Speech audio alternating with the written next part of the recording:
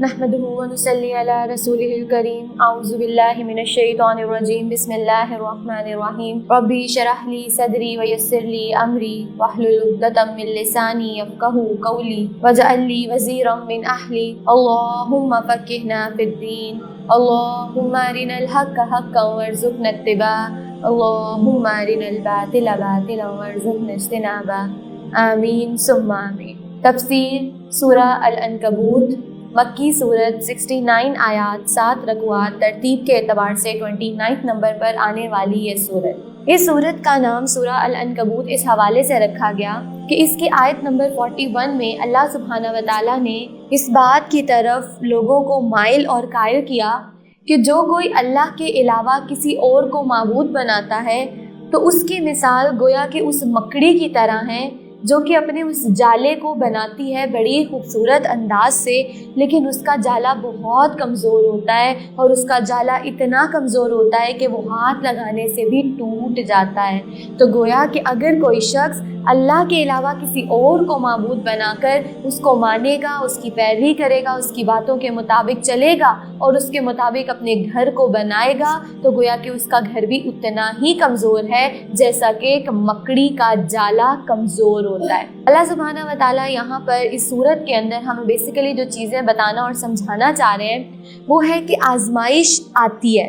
आजमाइश आने का मकसद क्या होता है, उसको फिर कैसे आपने सब्र के साथ बर्दाश्त करना है, ये सारी चीज़ें हमें सूरत के अंदर बताई जाएंगी। फिर इसके अंदर अकीदा तौहीद को रासिख करवाया जाएगा, साथ ही साथ हज़रत इब्राहीम और दूसरे अम्बिया का किस्सा भी बयान करके आजमाइशों का जो मरहला है उस पर जमने और डटने की तरफ माइल और कायल किया जाएगा।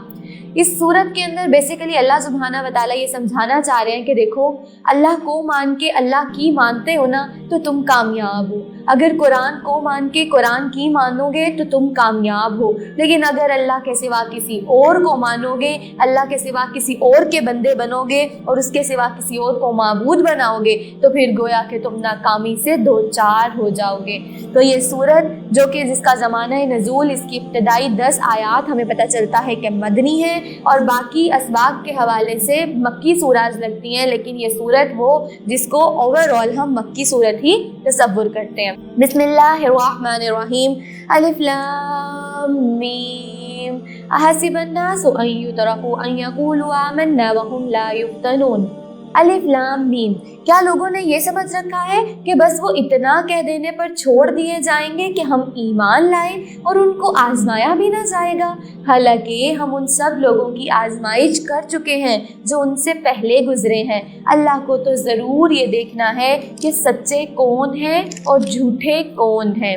अब यहाँ पर अल्लाह सुब्हानहू व तआला इस बात को अच्छे तरीके से समझा देना चाह रहे हैं कि अगर तुम ये गुमान करते हो ना कि तुमने अब बस कलमा पढ़ लिया और तुम मुसलमान हो गए तो अब बस तुम्हें फरिश्ते आएंगे और वो उठाकर जन्नत में अपने कदमों अपने पलकों पर बिठा कर ले जाएंगे और जन्नत में छोड़ आएंगे, तो नहीं, ऐसा नहीं होगा। तुम ये गुमान से जाए बैठे हो कि आमन्ना कहकर ईमान लाकर तुमने कोलो करार कर लिया और अब तुम सीधे जो है वो आजमाइशों के बगैर ही जन्नत में चले जाओगे, तो ऐसा कोई मामला नहीं होगा। तुम्हें आजमाया जाएगा। तुमसे पहले भी जितने लोग गुजरे वो सब भी आजमाए गए। जब भी उन्होंने आमन्ना कहा, जब भी वो ईमान लाए, फिर उसके बाद उनकी आजमाइश शुरू हुई, क्योंकि अल्लाह देखना चाहता है कि कौन कितना साबित कदम है, कौन कितना साबित कदम है, कौन दुनिया की आजमाइशों के बावजूद उन सारी आजमाइशों को बर्दाश्त करता है, उस अल्लाह की खातिर ख़ास अपने दीन को जो है वो मुखलिस कर लेता है। तो अल्लाह कह रहा है कि आमन्ना कहने के बाद ज़रूरी नहीं है कि ज़िंदगी तुम्हारी गुलजार हो जाएगी, ऐसा नहीं हुआ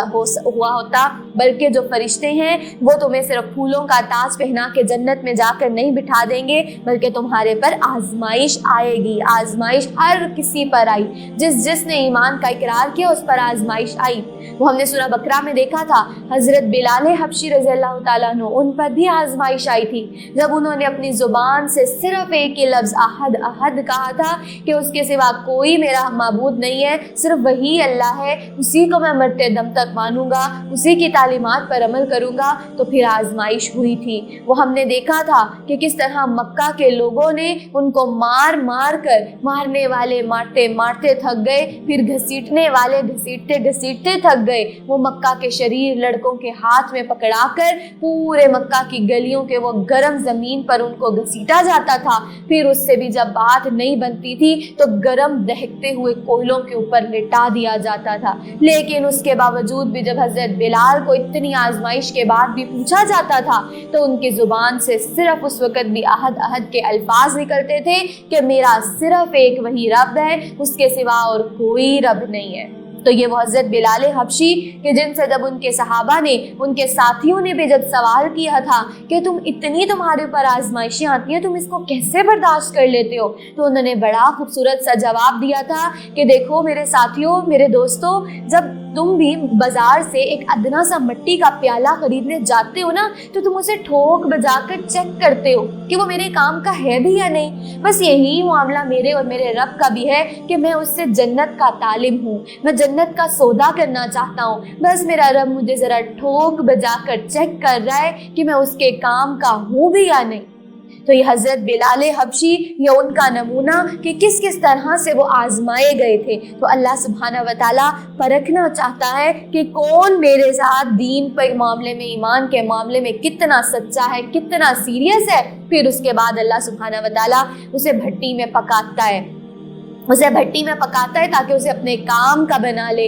अल्लाह सुब्हाना व तआला उसे पॉलिश करता है, उसे ग्राइंड करता है, उसे रिफाइन करता है ताकि वो उसके काम का बन जाए। बिल्कुल इसी तरह जैसे वो मिट्टी के बर्तन बनाने वाला उसे पकाता है, जितना ज़्यादा पकाता है उतनी ही आला पोर्सिलीन बनती है, उतने ही आला बर्तन बनते हैं। इसी तरह वो सुनार, वो जो सोने को कुंदन बनाता है, उसके लिए उसे वो जितना पकाता है उतना खालिस सोना बनता है। वो जोहरी हीरे बनाने के लिए उस रौ से, उस आम से पत्थर को तराशता है और तराश तराश के जब उसे खास एंगल पर उसको काटता है, उसको बनाता है, तो वो अनमोल हीरा बन जाता है। जितनी ज़्यादा जिस पर ज़रबें लगती हैं उतना ही ज़्यादा वो खूबसूरत और अनमोल हीरा बनता है। तो मोमिन को भी बस यही मिसाल है। अल्लाह एक मोमिन को भी हीरा बनाना चाहता है, अपने काम का बनाना चाहता है, लिहाजा उस पर आजमाइशें डालता है ताकि वो उन आजमाइशों को, उन ज़रबें जो उसके ऊपर लगाई जाएं, उनसे जब वो गुजर कर आएगा तो वो फिर मेरे काम का बंदा बन जाएगा। वो मेरा बंदा होगा कि जो फिर जन्नत का हकदार है। और ये जो ज़रबें लगाई जाती है ना, इस पर नबी सल्लल्लाहु अलैहि वसल्लम ने फरमाया कि नहीं आती मोमिन को कोई तकलीफ, मगर जब उसे कांटा भी चुभता है तो उसका दर्जा बढ़ जाता है। गोया कि जब एक मोमिन को अल्लाह की तरफ से आजमाइशें या तकलीफ आती है, एक कांटा चुभने जितने भी उसे तकलीफ होती है तो उसके दर्जात बढ़ते हैं। गोया कि ये अल्लाह सुब्हाना व तआला की तरफ से हमारे दर्जात को बढ़ाने का भी एक ज़रिया होता है। तो अल्लाह सुब्हाना व तआला ने कहा कि जब भी तुम दीन के अंदर दाखिल होगे, जब भी तुम कुरान क्लास में आओगे, तुम कुरान के फहम सीख कर जाओगे, तो लोगों की तरफ से आजमाइश आएगी। लोगों की तरफ से कभी फिजिकल, कभी इकोनॉमिकल, कभी साइकोलॉजिकल, हर तरह से तुम्हें परेशान किया जाएगा, आजमाइश दी जाएगी। लेकिन जो उस आजमाइश पर पूरा उतर गया वही कामयाब हो जाएगा। तो राह हक के मुसाफिरों, ये सफ़र है बहुत मुश्किल, लेकिन जो इस सफ़र पर चल गया तो फिर उसने इस सफ़र से जाते जाते उसकी मंजिल जन्नत है।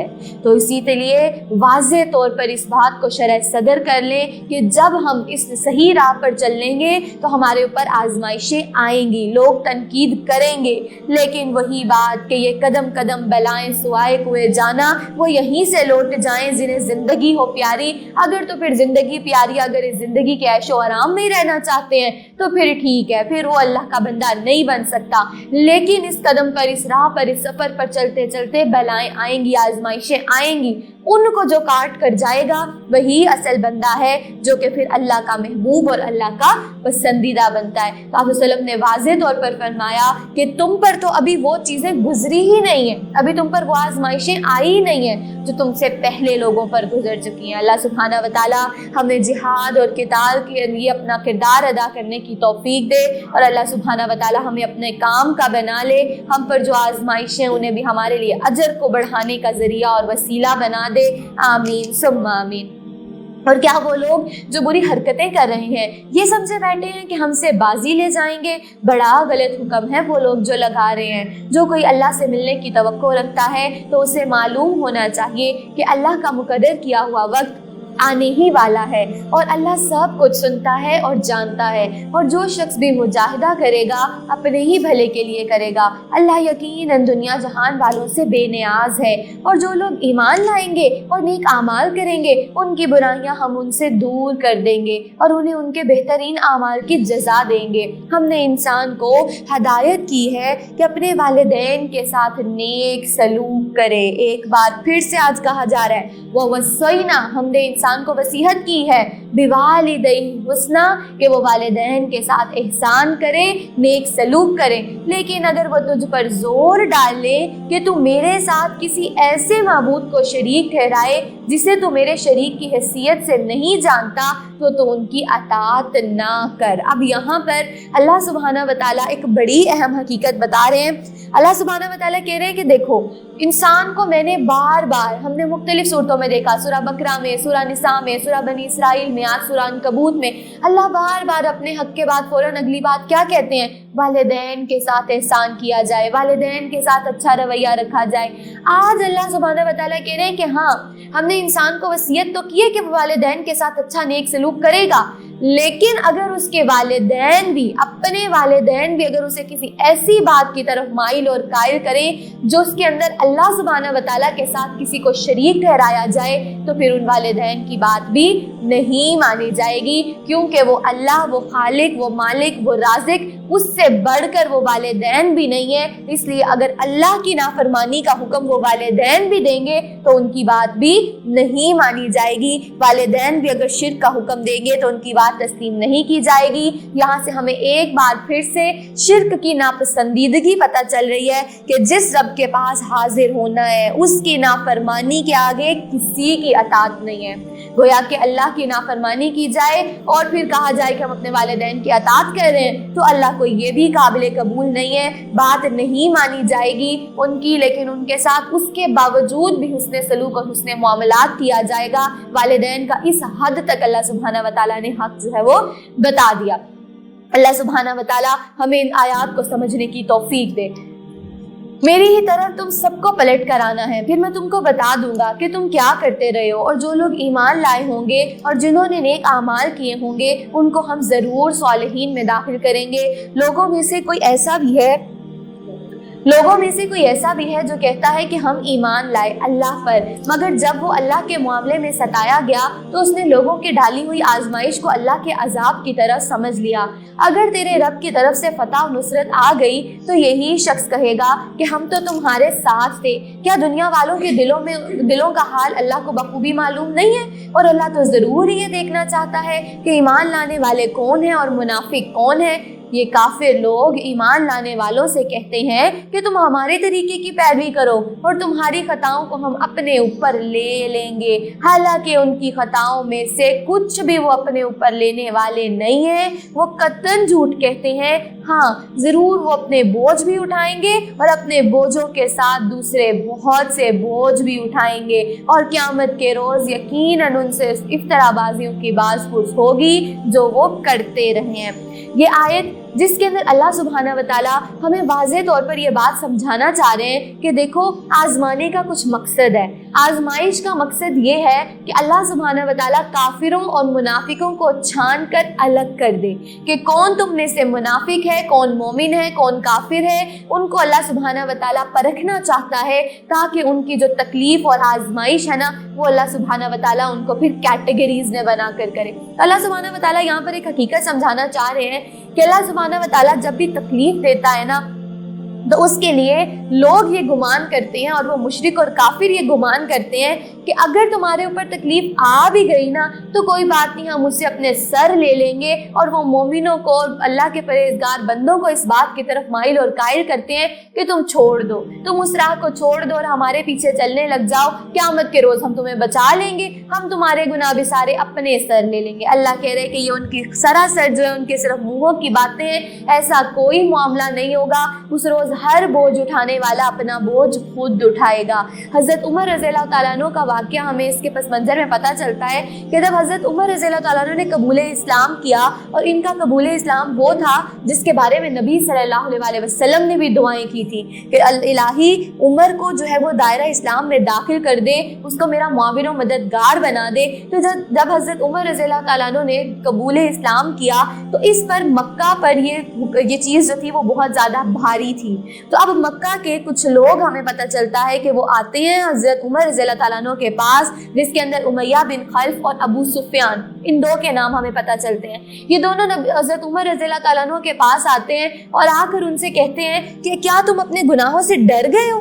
अगर तुम अपने गुनाहों से डर गए हो और अल्लाह के सामने जवाब देने से डर रहे हो तो तुम फिक्र ना करो, हम तुम्हारे बोझ जो है ना उनको आधा आधा बांट लेंगे और तुम्हारे सारे गुनाह जो है हम अपने सर ले लेंगे। अब क्या था, अब उन्हें टेम्पटेशंस दी जा रही हैं, उन्हें तरह तरह से ये कहा जा रहा है कि तुम जो है वो दायरा इस्लाम से जो है वो फिर से अलग हो जाओ और फिर से तुम हमारी तरफ आ जाओ। ये सारी की सारी टेम्पटेशंस थी। तो अल्लाह सुब्हाना व तआला ने फिर उसी के जवाब में ये आयत नाज़िल की और अल्लाह सुब्हाना व तआला ने कहा कि जो वो कह रही है ना कि वो तुम्हारा आधा आधा गुनाह जो है उसको बांट लेंगे और अपने सर पे ले लेंगे, तो नहीं, ये सरासर झूठ है। बल्कि ये वो लोग झूठे हैं कि उस दिन तुम्हारा बोझ क्या, ये तो अपना बोझ जो इतना भारी गुनाहों का होगा वो तो उठाए ही होंगे, साथ में ये उन सारे लोगों का बोझ भी उठाएंगे जिनको ये अपनी तरफ इस तरह से टेम्पटेशंस दिलाकर अपनी तरफ माइल और कायल करते हैं। तो अल्लाह सुब्हाना व तआला ने वाज़ेह तौर पर जवाब दे दिया कि वो झूठ बोल रहे हैं, वो अपना बोझ भी उठाए होंगे और साथ ही दूसरे लोगों का भी बोझ उठाए होंगे। ये लोग वो हैं जो कुछ दुनिया में वो करते हैं, क़यामत के दिन भी उसके मुतालिक उन्हें ज़रूर ही पूछा जाएगा। सूरा बकरा की वो आयत, लहा मा कसबत व अलैहा मक्तसबत, जो कुछ कोई कमाएगा उसका बोझ उसी के ऊपर है, जो कोई कमाएगा उसके लिए वही होगा क़यामत के रोज़। और फिर वो अल्फाज भी याद कर लीजिए, दोहरा लीजिए, ला तज़िरु वाज़िरतुन विज़रा उख़रा, उस रोज़ कोई बोझ उठाने वाला किसी दूसरे का बोझ नहीं उठाएगा। उस रोज़ अपने माँ बाप, अपने सगे माँ बाप, अपने बहन भाई, अपने करीबी रिश्ते भी जो है उस रोज़ सबके अंदर नफ्सा नफ्सी का आलम होगा। कोई किसी को एक नेकी भी नहीं देगा, कोई किसी के गुनाह के बोझ को भी नहीं उठाएगा। उस रोज़ हर किसी के लिए वही होगा जो उसने कमाया होगा। अल्लाह सुब्हाना व तआला हमें इस दुनिया की मोहलत अमल के अंदर ही बेहतरीन अमल करके अपने लिए सदका जारिया बनाने की तौफीक दे, ताकि उस रोज़ हमारा नेकियों का पलड़ा भारी और गुनाहों का पलड़ा हल्का हो जाए। अल्लाह सुब्हाना व तआला उस रोज़ हमारा हिसाब आसान बना दीजिएगा। अल्लाहुम्मा हासिबना हिसाबन यसीरा। अब इसके आगे अल्लाह सुब्हाना व तआला हमें हज़रत इब्राहीम अलैहिस्सलाम और मुख्तलिफ़ कौमों की रुदात बताएंगे, वही सेम चीज़ जो हमने सूरा हूद में बड़ी डिटेल से पढ़ी थी। अब हम उसको एक बार जस्ट गो थ्रू कर लेते हैं। फिर जब हमारे फरिश्तादे इब्राहीम अलैहिस्सलाम के पास बिशारत लेकर पहुँचे तो उन्होंने उससे कहा कि हम इस बस्ती के लोगों को हलाक करने वाले हैं, उसके लोग सब जालिम हो चुके हैं। इब्राहीम अलैहिस्सलाम ने कहा वहाँ तो लूत मौजूद है। उन्होंने कहा हम खूब जानते हैं कि वहाँ कौन कौन है, हम उसे, उसकी बीवी को, उसके सिवा बाकी सब घर वालों को बचा लेंगे। उसकी बीवी पीछे रह जाने वालों में से थी। फिर जब हमारे फरिश्तादे लूत अलैहिस्सलाम के पास पहुँचे तो उनकी आमद पर वो सख्त परेशान और दिल के तंग हो गए। उन्होंने कहा ना डरो और ना रंज करो, हम तुम्हें और तुम्हारे घर वालों को बचा लेंगे, सिवाय तुम्हारी बीवी के जो पीछे रह जाने वालों में से है। हम इस बस्ती के लोगों पर आसमान से अजाब नाजिल करने वाले हैं उस फिसक की बदौलत जो ये किया कर रहे हैं, और हमने उस बस्ती की एक खुली निशानी छोड़ दी है उन लोगों के लिए जो अकल से काम लेते हैं। अब ये वही जो कि हज़रत लूत अलैहिस्सलाम की कौम के ऊपर जो अजाब आया था, उनकी किस तरह से पूरी की पूरी बस्ती को पलट दिया गया था, ये उसी रुदाद और उसी जो तबसरा किया जा रहा है कि उन पर अल्लाह सुब्हाना व तआला ने, जब उन्होंने अल्लाह सुब्हाना व तआला की शदीद नाफरमानी की थी तो फिर उन पर किस तरह से अजाब आया था और क्या उनका अंजाम हुआ था। और मदियन की तरफ हमने उनके भाई शुएब को भेजा। उसने कहा ए मेरी कौम के लोगों, अल्लाह की बंदगी करो, रोज़े आखिर की उम्मीदवार हो और ज़मीन में मुफस्सिद न बनकर ज़्यादतियाँ करते फिरो। मगर उन्होंने उसे झुठला दिया। आखिरकार एक सख्त ज़लज़ले ने उन्हें आ लिया और वो अपने घर में पड़े के पड़े रह गए। और आद और समूद سمود کو ہم نے ہلاک کیا، وہ تمام مقامات دیکھ چکے ہو جہاں وہ رہتے تھے، ان کے اعمال کو شیطان نے ان کے لیے خوشنما بنا دیا اور انہیں راہ راست سے برگشتہ کر دیا، حالانکہ وہ ہوش گوشت رکھتے تھے۔ اور قارون اور فرعون اور حامان کو ہم نے ہلاک کیا، موسیٰ علیہ السلام ان کے پاس بینات لے کر آیا، مگر انہوں نے زمین میں اپنی بڑائی کا زوم کیا، حالانکہ وہ سبقت لے جانے والے نہ تھے۔ آخرکار ہر ایک کو ہم نے اس کے گناہ میں پکڑا، پھر ان میں سے کسی پر ہم نے پتھراؤ کرنے والی ہوا بھیجی تو کسی کو ایک زبردست دھماکے نے آ لیا، اور کسی کو ہم نے زمین میں دھنسا دیا اور کسی کو غرق کر دیا۔ اللہ ان پر ظلم کرنے والا نہ تھا، مگر وہ خود ہی اپنے اوپر ظلم کر رہے تھے۔ اللہ سبحانہ و تعالیٰ نے ایک بار پھر سے ان تمام بستیوں کی رودات بتا کر ایک بار پھر سے ساری رودات کو بیان کرنے کے بعد یہ بات واضح طور پر سمجھا دی، اس پوری کی پوری صورت کا خلاصہ بھی سمجھا دیا، مقصد بھی سمجھا دیا کہ جب اللہ کے احکامات کی پیروی کی جائے تو وہ شخص کامیاب ہوتا ہے، وہ بستی، وہ معاشرہ، وہ لوگ کامیاب ہوتے ہیں۔ لیکن اگر اللہ سبحانہ و تعالیٰ کی نافرمانی کی جائے اور اس کی تعلیمات کو بجا کر نہ لایا جائے تو پھر وہ پوری کی پوری قوم، وہ قبیلہ، وہ معاشرہ، وہ سوسائٹی پوری طرح سے بدحالی کی طرف جاتی ہے، اللہ کی طرف سے عذاب بھی آتے ہیں اور وہ نیست و نابود ہو جاتی ہے۔ تو یہ ساری کی ساری قومیں جنہوں نے اللہ کی نافرمانی کی تھی وہ خود ہی اپنے ہاتھوں سے عذاب الہی کو خرید کر لائے تھے اور عذاب الہی سے دوچار ہوئے تھے۔ اللہ سبحانہ و تعالیٰ آج ہمیں آپ کے ہر سطح پر ہم نافرمانی کر رہے ہیں، لیکن اللہ سبحانہ و تعالیٰ آپ بڑے غفور الرحیم ہیں۔ اللہ سبحانہ و تعالیٰ جیسے ابھی تک آپ نے پردہ رکھا ہوا ہے، اللہ سبحانہ و تعالیٰ ایسے ہی ہمارے تمام گناہوں سے بھی درگزر کر دیجئے، ہمیں اپنے کام کا بنا لیجئے، ہمیں نیک کام کرنے کی توفیق دے دیجئے، اور ہم سے یہ سارے عذاب جو چھوٹی چھوٹی سطحوں پر آ رہے ہیں اللہ سبحانہ و تعالیٰ اسے ہم سے دور کر دیجئے، ہم سے راضی ہو جائیے، آمین ثم آمین۔ جن لوگوں نے اللہ کو چھوڑ کر دوسری سرپرست بنا لیے ہیں ان کی مثال مکڑی جیسی ہے جو اپنا ایک گھر بناتی ہے، اور سب گھروں سے زیادہ کمزور گھر مکڑی کا گھر ہی ہوتا ہے، کاش کہ یہ لوگ علم رکھتے۔ اب اس آیت کے اندر اللہ سبحانہ و تعالیٰ گھروں کو بنانے، گھروں کو تعمیر کرنے کے لیے ایک سٹینڈرڈ بتا رہے ہیں کہ دیکھو وہ لوگ جو کہ اللہ کی تعلیمات پر عمل نہیں کرتے، اللہ کی نافرمانی کرتے ہیں اور اللہ کے سوا کسی اور کو معبود بناتے ہوئے جب اپنے گھر کی تعمیر کرتے ہیں نا تو پھر ان کا گھر اتنا ہی کمزور ہوتا ہے جیسے کہ ایک مکڑی کا جال، جیسے مکڑی کا گھر، مکڑی کا جال اتنا زیادہ کمزور ہوتا ہے، ان کی مثال پھر بالکل ویسی ہی ہو جاتی ہے۔ تو اللہ کہہ رہا ہے کہ جب بھی تم اپنا گھر بنانے لگو، اس کا تانا بانا بنانے لگو، تو پھر اس کے لیے تم نے اللہ کے احکامات کو فالو کرنا ہے، اللہ کے مطابق تم نے بتائی ہوئی باتوں کے مطابق عمل کرتے ہوئے اس گھر کی بنیادیں رکھنی ہے، کیونکہ وہ ایک خالق ہے۔ وہ خالق ہے نا، وہ اپنی مخلوق کی، کسی بھی مخلوق کی، وہ چھوٹی سے چھوٹی حقیر سی مخلوق بھی ہے نا، اس کی مثال دیتے ہوئے شرم محسوس نہیں کرتا، آر محسوس نہیں کرتا۔ اب اللہ سبحانہ و تعالیٰ ہمیں یہاں پر ایک مکڑی کی مثال دے کر بات ایک تصور سمجھانا چاہ رہے ہیں کہ دیکھو وہ مکڑی جو ہے نا وہ بھی اللہ کی مطلب تمام مخلوق کی اللہ سبحانہ و تعالیٰ کی فرما برداری کرتی ہے، اللہ کی کوئی مخلوق بھی اللہ کی سرکشی نہیں کرتی ہے، بلکہ صرف یہ انسان ہی ہے جو کہ اللہ سبحانہ و تعالیٰ کی سرکشی کرتا ہے اور نافرمانی کرتا ہے۔ تو اللہ کہہ رہا ہے کہ وہ جو میری مخلوق ہے نا، وہ جو مکڑی ہے وہ بھی میری فرما برداری کرتی ہے، وہ بھی میرے بتائے ہوئے طریقے کے مطابق عمل کرتے ہوئے اس مکڑی کو اپنے گھر کو بناتی ہے، اپنے اس جال کو تعمیر کرتی ہے۔ ہمیں اس سے پہلے ہم تھوڑا سا نا اس مکڑی کے جال کو سمجھ لیتے ہیں تاکہ ہمیں اس کے گھر کی نوعیت، کیفیت وہ سمجھنا آسان ہو جائے۔ اللہ سبحانہ و تعالیٰ کہہ رہے ہیں وہ جو مکڑی ہے نا وہ ایک چھوٹا سا انسیکٹ نہیں ہے، انسیکٹ نہیں ہوتا، وہ ایک الگ ہی مخلوق ہے، وہ ایسی مخلوق ہے جس کی 8 ٹانگیں ہیں اور اس کا جو جال ہے نا وہ بہت ہی خوبصورت قسم کا ہوتا ہے، اور اس جال کو بنانے کے لیے کوئی دھاگا نہیں نکلتا اس کے منہ سے، بلکہ اللہ سبحانہ و تعالیٰ نے اس کے منہ میں ایک لعاب ایسا رکھا ہوا ہے کہ وہ لعاب جیسے ہی نکلتا ہے تو وہ دھاگے کی شکل اختیار کر جاتا ہے، اور اس کا وہ جو دھاگا ہے نا اس کے منہ سے نکلنے والا ایک پتلا سا لیکوڈ ہوتا ہے، جیسے ہی وہ نکلتا ہے تو اس مکڑی کا جو وہ لعاب ہوتا ہے وہ باریک سے ایک الاسٹک کی طرح کی جو دھاگا ہے اس کے اندر کنورٹ ہو جاتا ہے۔ پھر اللہ سبحانہ و تعالیٰ کہہ رہے ہیں کہ اللہ نے اس کے لعاب کے اندر سے نکلنے والا جو دھاگا ہے اس کو ایسا بنایا ہے کہ وہ سلک جیسا، ریشم جیسا باریک سا ایک فائبر ہوتا ہے جس کا وہ بنا ہوتا ہے، اور وہ جو سلک کا وہ جو دھاگا اور وہ جو فائبر ہے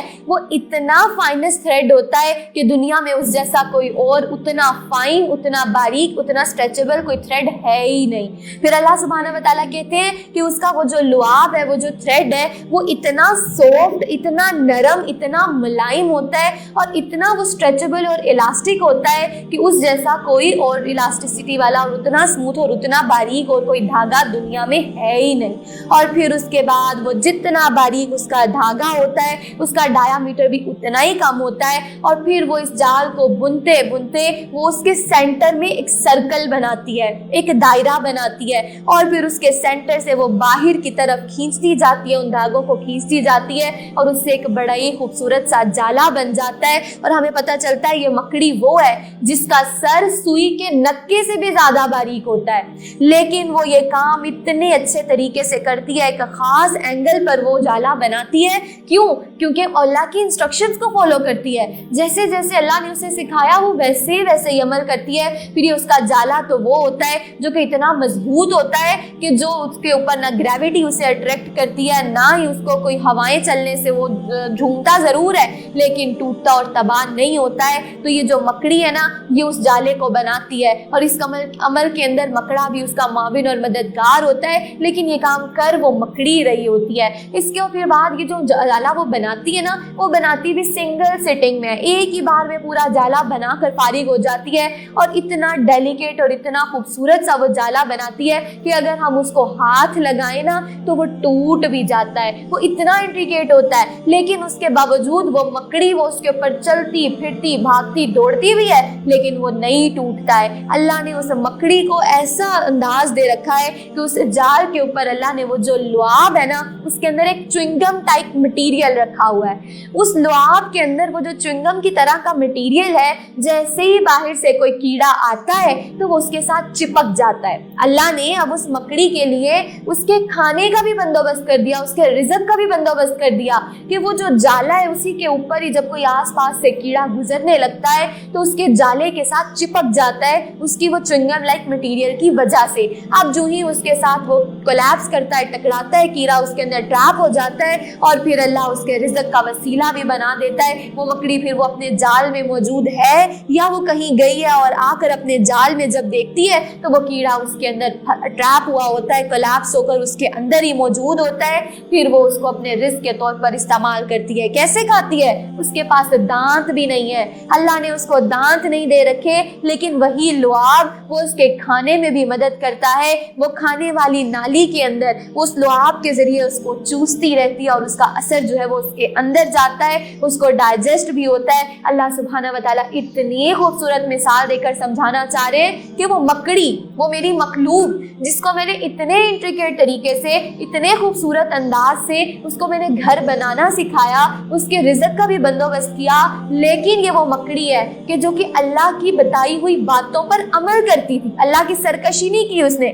جیسے جیسے اسے اللہ نے حکم دیا اس نے ویسے ہی کیا، لیکن اس کے باوجود وہ جو اس کا گھر ہے نا، وہ اتنا اس مکڑی کا جال کمزور ہے کہ اگر کوئی انسان اس کو ہاتھ لگائے تو وہ فوراً ہی ٹوٹ جاتا ہے۔ یہی مثال ایک انسان کی بھی ہے کہ اگر کوئی انسان اللہ کے احکامات کو فالو نہیں کرے گا اور اس کے سوا کسی اور کو معبود بن کے اپنے گھروں کی تعمیر کرنا چاہے گا تو پھر اس کی مثال اس مکڑی کے گھر جیسی ہے، اس مکڑی کے جال جیسی ہے، جو اس کے لیے تو بڑا ہی خوبصورت انٹریکیٹ سا پیارا سا جال ہے، لیکن اگر کوئی باہر کی فورس اس کو ہاتھ لگاتی ہے تو وہ ٹوٹ جاتا ہے۔ تو تم اپنے گھروں کو جب تعمیر کرنے لگو تو اس وقت تم بھی یہ انداز اپناؤ گے، اللہ کی سرکشی اور نافرمانی نہیں کرو گے تو تمہارے گھر بھی مضبوط ہوں گے۔ لیکن آج ہمارا پورا کا پورا معاشرہ اللہ کی نافرمانی کر رہا ہے، اللہ کی سرکشی کر رہا ہے۔ پھر آج اگر ہم وہ اسٹیٹسٹکس دیکھیں تو ہمیں اس سے واضح طور پر پتہ چل رہا ہے کہ آج وہ گھر جو اللہ کی تعلیمات کے برخلاف بنائے جا رہے ہیں، پھر وہ گھر اتنے کچے اور اتنے کمزور ہیں کہ ہمیں طلاق بیورو سے پتہ چلتا ہے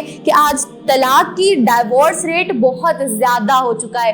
بریک اپس اور ڈائیورس ریٹ اتنا حد تک بڑھ چکا ہے کہ ہر دوسرا گھر جو ہے اس کے اندر لڑائیاں, جھگڑے اور نوبت جو ہے وہ طلاقوں تک آ رہی ہے. کیوں؟ کیونکہ اس گھر کو اللہ کے احکامات کے مطابق تعمیر نہیں کیا گیا, اس گھر کو اللہ کی تعلیمات کے مطابق بنایا نہیں گیا. اسی لیے اللہ کہہ رہا ہے کہ پھر جو گھر اللہ کی تعلیمات کے علاوہ اور اللہ کو معبود بنائے بغیر کسی اور کو جو ہے معبود تسلیم کر کے اس کی مان کے گھر تعمیر کیا جائے گا تو وہ گھر پھر اتنا ہی کمزور ہوگا جیسا کہ مکڑی کا جالا ہوتا ہے. تو اگر تم چاہتے ہو کہ تمہارا گھر مضبوط ہو, تمہارا وہ اشدوازی رشتہ جو ہے وہ بھی بڑا اچھا اور مضبوط ہو, تو پھر تم اس کے لیے کیا کرو؟ پھر تم اس گھر کی تعمیر کے لیے 7 احکامات, اللہ سبحانہ و تعالیٰ نے جو تمہیں احکامات بتائے ہیں تم ان کو فالو کرو, اس کے مطابق تم گھر کو بناؤ, تم کبھی ناکام و نامراد نہیں ہوگے.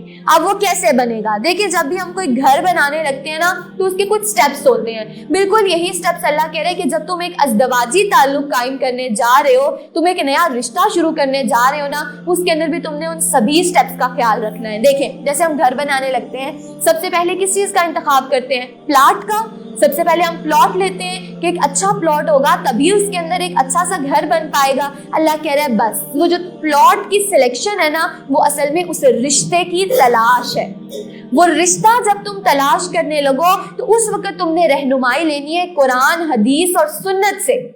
پھر اس کے بعد جب تم نے پلاٹ خرید لیا, ایک اچھا رشتہ تمہیں مل گیا, پھر اس کی بنیادیں رکھنی ہے. ان بنیادوں کو تم کیسے رکھو گے؟ اس کو صحیح عقیدے کے ساتھ رکھو گے. جب تم رشتے کی تلاش کر رہے ہو تو تم نے اس رشتے کی تلاش میں اس عقیدے کا بھی خیال رکھنا ہے جس نے اس گھر کی بنیاد بننا ہے, کہ اس کا عقیدہ بھی درست ہے یا نہیں, اس کا ایمان بھی درست ہے یا نہیں, اس کے اندر بدعت اور شرک جیسی برائیاں تو موجود نہیں ہیں. جب وہ بنیاد بھی درست ہو جائے گی پھر اگلا کام, پھر تم نے اس گھر کی چھت ڈالنی ہے. اس گھر کی چھت ڈالنی ہے تم نے حقوق زوجین سے. تمہیں حقوق زوجین پتہ ہونے چاہیے, تمہیں والدین کے حقوق پتہ ہونے چاہیے جس نے اس گھر کی چھت بننا ہے. پھر اس کے بعد اس گھر کو بنانے کے لیے اس میں جو سیمنٹ یوز ہونا ہے وہ سیمنٹ تم نے جو باقی حقوق ہیں, حقوق العباد ہیں, ان کے ذریعے تم نے پورا کرنا ہے. اس کے بعد اگلی چیز وہ روغن, وہ کلی, وہ تم نے کس سے کرنی ہے؟ وہ ساری روغن اور کلی تم نے کرنی ہے حسن اخلاق سے,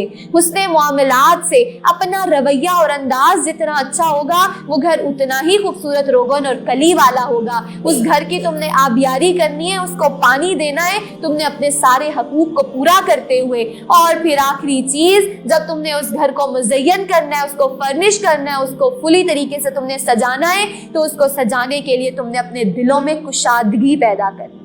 اس گھر کو مزین کرنے کے لیے, اس کو اچھے سے فرنش کرنے کے لیے تم نے اپنے دلوں میں کشادگی پیدا کرنی ہے, اپنی نظروں میں جو ہے کشادگی پیدا کرنی ہے, تم نے مہمان نوازی کرنی ہے, تم نے ذکر شکر اور صبر کا سہارا لینا ہے. پھر تمہارا گھر مستحکم بھی ہوگا, مضبوط بھی ہوگا اور بہت زیادہ پرسکون بھی ہوگا جب تم ان سارے طریقوں سے اپنے گھر کی تعمیر کرو گے.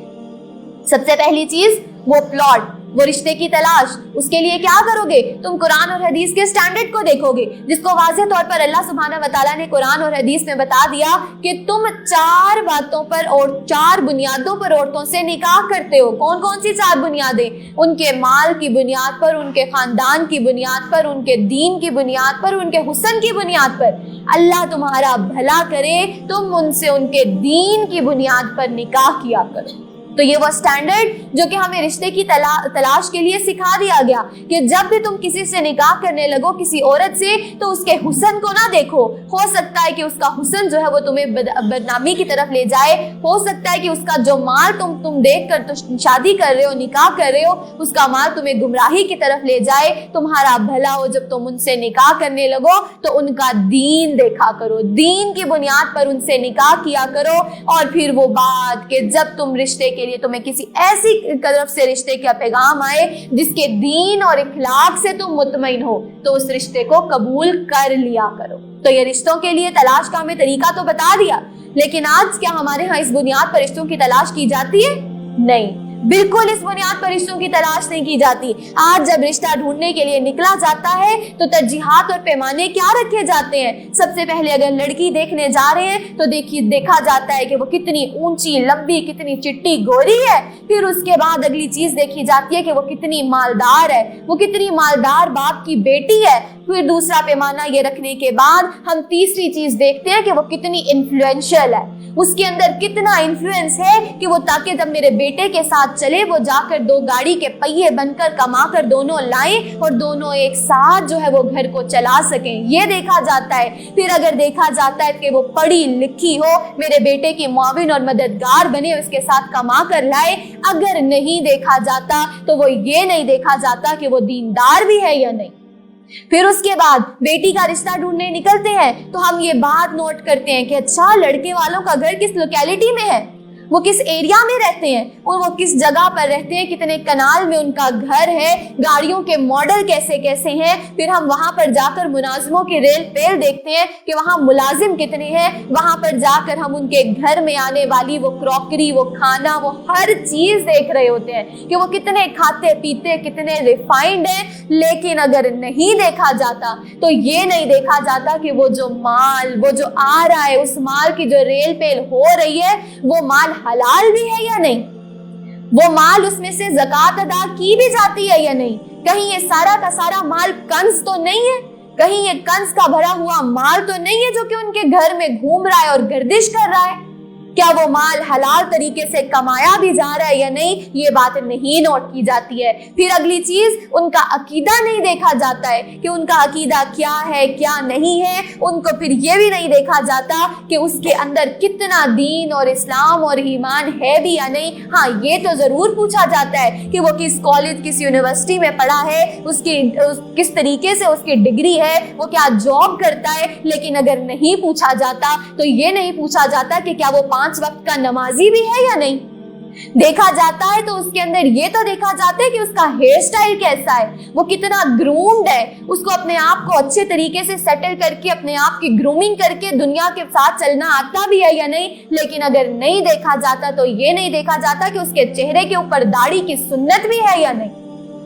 देखा जाता है तो वो माल देखा जाता है, लेकिन ये नहीं देखा जाता कि वो इंसान 5 वक्त का नमाजी भी है या नहीं, वो जुम्मा पढ़ता भी है या नहीं। इन सारी चीजों को छोड़कर जब सुन्नतों की खिलाफ वर्जी करके रिश्ते की तलाश की जाती है, जब सिर्फ माल को देखकर माल की बुनियाद पर रिश्ते की तलाश की जाती है, तो फिर अल्लाह कह रहे हैं फिर वो जो घर बनते हैं ना, फिर वो मकड़ी के जाले से भी ज्यादा कमजोर होते हैं। इसलिए रिश्ते की तलाश चलो अच्छी हो गई, दीन के बुनियाद पर भी आपने कर लिया। अगला काम फिर अब जी शादी की रसूमात शुरू हो जाएंगी। रिश्ता तलाश कर लिया, सबसे पहले जो है वो रसूमात, वो मंगनी की रसूमात से ये सारे मामलात शुरू होते हैं। और वो रसूमात जिसके अंदर फिर नाच गाने, फ्री मिक्सिंग हो रही है, उरियानी हो रही है, नमूदो नुमाइश हो रही है, बेहयाई हो रही है, अल्लाह सुब्हानहू व तआला की तालीमात की खुले आम नाफरमानी हो रही है, अल्लाह की तमाम ये कामात की धज्जियां उड़ाई जा रही हैं। अल्लाह की नेमत का शुक्र अदा करने की बजाय कि अल्लाह ने एक अच्छा रिश्ता दे दिया है, उसके बजाय ये सारे काम किए जा रहे हैं, अल्लाह की नाफरमानियां हो रही हैं। फिर वो दामादों को सोने और हीरे की अंगूठियां पहनाई जा रही हैं, जिसके बारे में अल्लाह ने वाज़ेह तौर पर कह दिया कि औरतों के लिए तो सोना हलाल है लेकिन मर्दों के लिए सोना हराम है।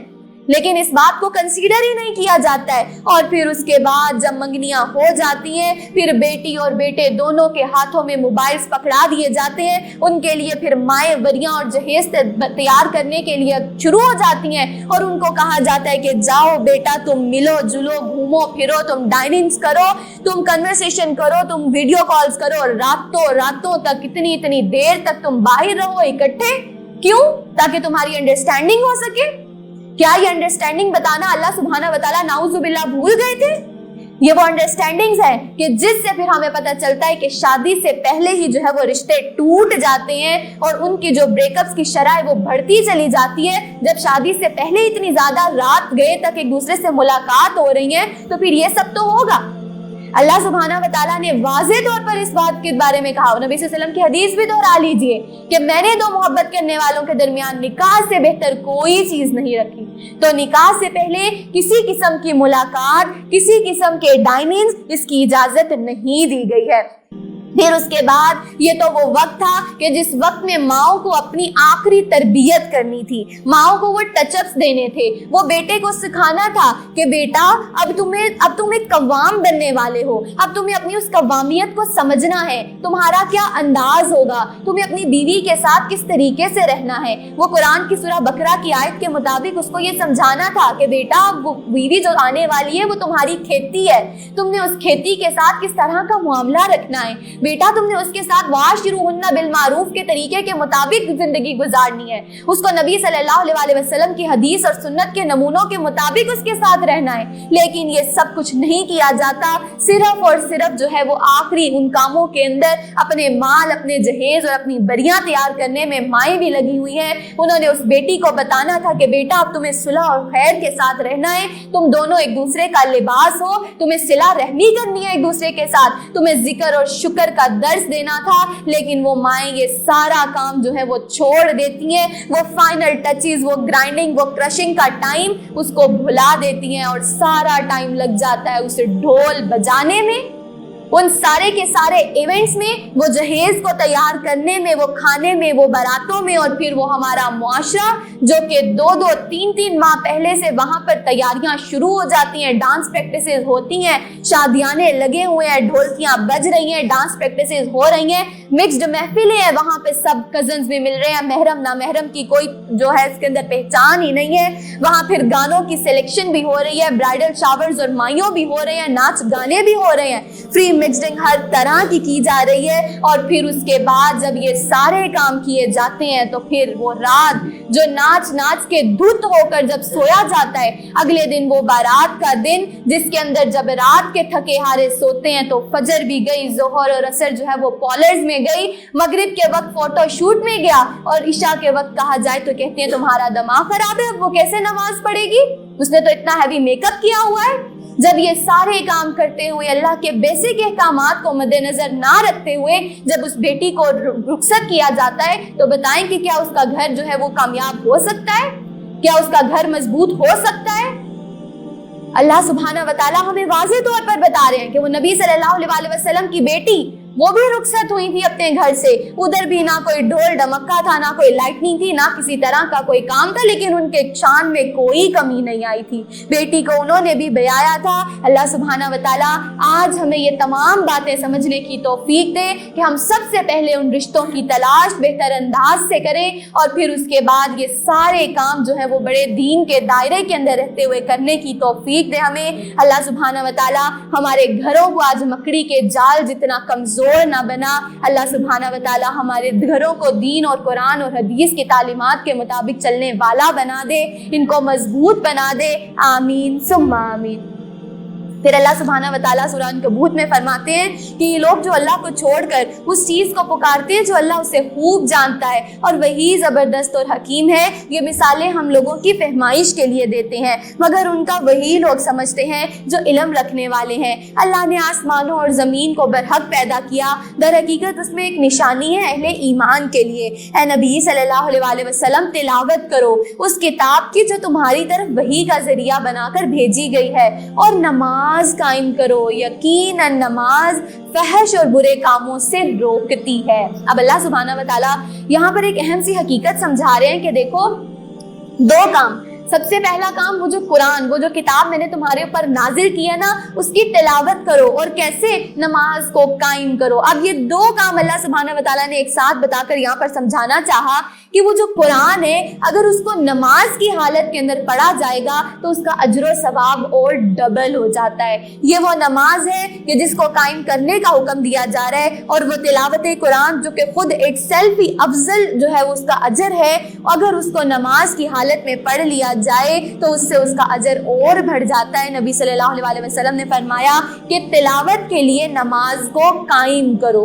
جب تلاوت کی جاتی ہے، نماز کے اندر قرآن کو پڑھا جاتا ہے تو اس کا اجر و ثواب اور بڑھ جاتا ہے۔ اللہ سبحانہ و تعالیٰ پھر اگلی بات واضح طور پر بتا رہے ہیں کہ جب نمازوں کو قائم کیا جاتا ہے تو نماز وہ ہے جو کہ بے حیائی اور برے کاموں سے بچاتی ہے۔ کیسے بچاتی ہے؟ نماز وہ ہے جس کے بارے میں حضرت علی رضی اللہ تعالیٰ عنہ کہتے ہیں کہ جب میرا دل کرتا تھا نا کہ میں اپنے رب سے ملاقات کروں تو میں نماز پڑھتا ہوں، اور جب میرا دل کرتا ہے کہ میرا رب میرے سے باتیں کرے تو میں اس وقت قرآن پڑھتا ہوں۔ یہ وہ نماز، یہ وہ قرآن کی حالت ہے کہ جس کے اندر انہیں اللہ کا قرب حاصل ہوتا تھا، اور یہی وہ چیز ہے کہ جو پھر ہمیں فحش اور منکرات سے بھی روکتی ہے۔ ان کو دور کرنے اور ان کو ختم کرنے کا نسخہ بھی یہی نماز ہے، وہ چاہے ذاتی، معاشرتی، قومی سطح پر، کسی سطح پر بھی اگر فحش ہے تو اس کو دور کرنے کے لیے یہ نماز ہی ہے جو ہمارے کام آتی ہے۔ سب سے پہلے ہم ان دونوں الفاظ کا مطلب سمجھتے ہیں کہ فحش کیا ہوتا ہے اور منکرات کیا ہوتے ہیں۔ سب سے پہلے فحش کہتے ہیں ہر اس چیز کو جس کو کرتے وقت، ہر اس عمل کو جس کو کرتے وقت آپ کے دل کے اندر کوئی شرمندگی یا کوئی آر محسوس ہو۔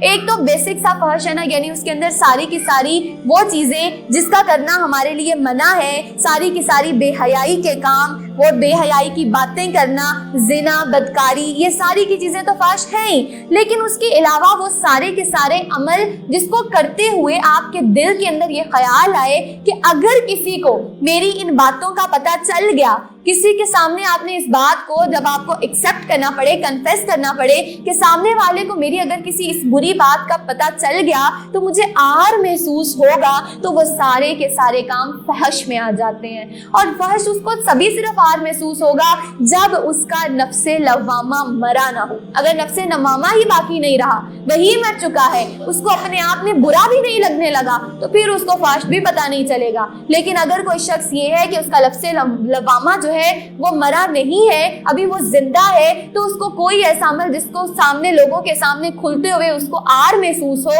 اس کو اس پر شرم آئے، تو وہ سارے کے سارے کام فحش میں آ جاتے ہیں۔ اور منکر کیا ہے؟ ہر وہ چیز جس کی ناپسندیدگی، جس کی کراہت اللہ سبحانہ و تعالیٰ نے اس کی فطرت میں رکھ دی ہے، تو یہ اس کو کہتے ہیں منکر۔ تو اب نماز ان دونوں ہی چیزوں سے روکتی ہے، فحش سے بھی روکتی ہے اور منکرات سے بھی روکتی ہے۔ ہمیں واضح طور پر نبی صلی اللہ علیہ وسلم نے بھی بتا دیا کہ نماز کیا سکھاتی ہے؟ ضبط نفس سکھاتی ہے۔ نماز جب ضبط نفس کی تربیت کرتی ہے، ہمارے سارے اعضاء کو کنٹرول میں رکھنے کی تربیت کرتی ہے کہ ہم اس وقت میں نماز کی حالت میں نہ اپنے ہاتھوں کو، نہ اپنی زبان کو، نہ اپنے آنکھوں کو کسی طرف حرکت نہیں دیتے ہیں۔ جب ہمیں وہ ضبط نفس، وہ سیلف کنٹرول آ جاتا ہے نا نماز کے ذریعے، تو پھر ہمارے لیے باقی سارے کام آسان ہو جاتے ہیں۔ پھر ہمارے لیے حلال اور حرام سے بچنا آسان ہو جاتا ہے، حلال کو حلال کہنا اور حرام کو حرام کہنا آسان ہو جاتا ہے، اطاعت الہی آسان ہو جاتی ہے، اور وہ فکر آخرت کی طرف بھی ہم مائل اور قائل ہو جاتے ہیں۔ وہ نبی صلی اللہ علیہ وسلم کی حدیث کو بھی دہرا لیجئے کہ جس کی نماز اسے فحش اور بے حیائی سے نہیں روکتی تو گویا کہ اس کی نماز ہی نہیں ہے۔ یعنی کہ اگر کوئی شخص یہ چیک کرنا چاہتا ہے، حضرت امام جعفر صادق کہتے ہیں کہ جو شخص یہ دیکھنا چاہتا ہے کہ اس کی نماز کتنی قبول ہوئی ہے، تو وہ یہ دیکھے کہ اس کی نماز نے اس کو فحش سے کس حد تک روکا ہے۔ اگر تو وہ فحش اور منکرات سے بچ گیا ہے، رک گیا ہے، تو گویا کہ اس کی نماز جو ہے وہ اللہ سبحانہ و تعالیٰ کے ہاں قبول ہو گئی ہے۔ لیکن جس نے نماز پڑھنے کے بعد بھی وہی سارے فحش کام کیے، تو اس نے نماز کی ساری تربیت کو اگل دیا، اور اس نے گویا وہ جو روح کی غذا تھی اس کو ہی اگل کر پھینک دیا، اور اس کا ایمان کوئی نشو نما نہیں پائے گا۔ اللہ سبحانہ و تعالیٰ ہمیں نماز، اپنی نماز کے اندر سیلف کنٹرول سکھا دے۔ اللہ سبحانہ و تعالیٰ ہمیں نماز پڑھنے کے بعد ہمارے سے سارے فحش اور منکرات دور کر دے، ہمیں صحیح طریقے سے عاجزی انکساری کے ساتھ نماز پڑھنے والا اور فحش منکرات سے دور رہنے والا بنا دے۔ آمین ثم آمین۔ اللہ سبحانہ و تعالیٰ ہمارے ان ٹوٹی پھوٹی نمازوں کو قبول و منظور فرما لے۔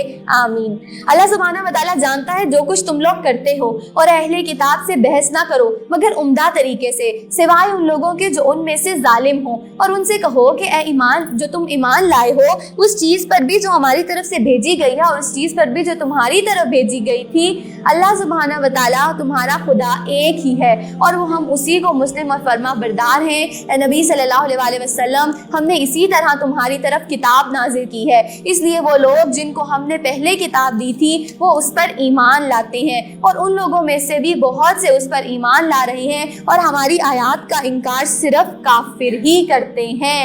اے نبی صلی اللہ علیہ وسلم، तुम मुझसे पहले कोई किताब नहीं पढ़ते थे और ना अपने हाथों से लिखते थे। अगर ऐसा होता तो बातिल परस्त लोग शक में पड़ सकते थे। दरअसल ये रोशन निशानियां हैं उन लोगों के दिलों में जिन्होंने इल्म बख्शा गया और हमारी आयात का इनकार नहीं करते मगर वो जो जालिम है। अब यहाँ पर अल्लाह सुब्हानहू व तआला वाज़ेह तौर पर ये कह रहे हैं कि नबी सल्लल्लाहु अलैहि वसल्लम को उम्मी रखा गया था, आपके पास पहले से कोई इल्म नहीं था। उसकी वजह यही थी ताकि लोग ये ना कहें कि शायद खुद से खुद कुछ बनाकर गढ़ कर ले आए हैं। इसलिए अल्लाह सुब्हानहू व तआला ने पहले उन्हें उम्मी रखा और फिर उसके बाद जब इन कुरान की तालीमात को दिया तो फिर अल्लाह ने कहा कि अब वो जो ये किताब तुम पर लेकर आया है उसको तुमने एक्सेप्ट करना है। दर हकीकत उसमें रहमत और नसीहत है उन लोगों के लिए जो ईमान लाते हैं। ए नबी सल्लल्लाहु अलैहि वसल्लम कहो कि मेरे और तुम्हारे दरमियान अल्लाह गवाही के लिए काफ़ी है।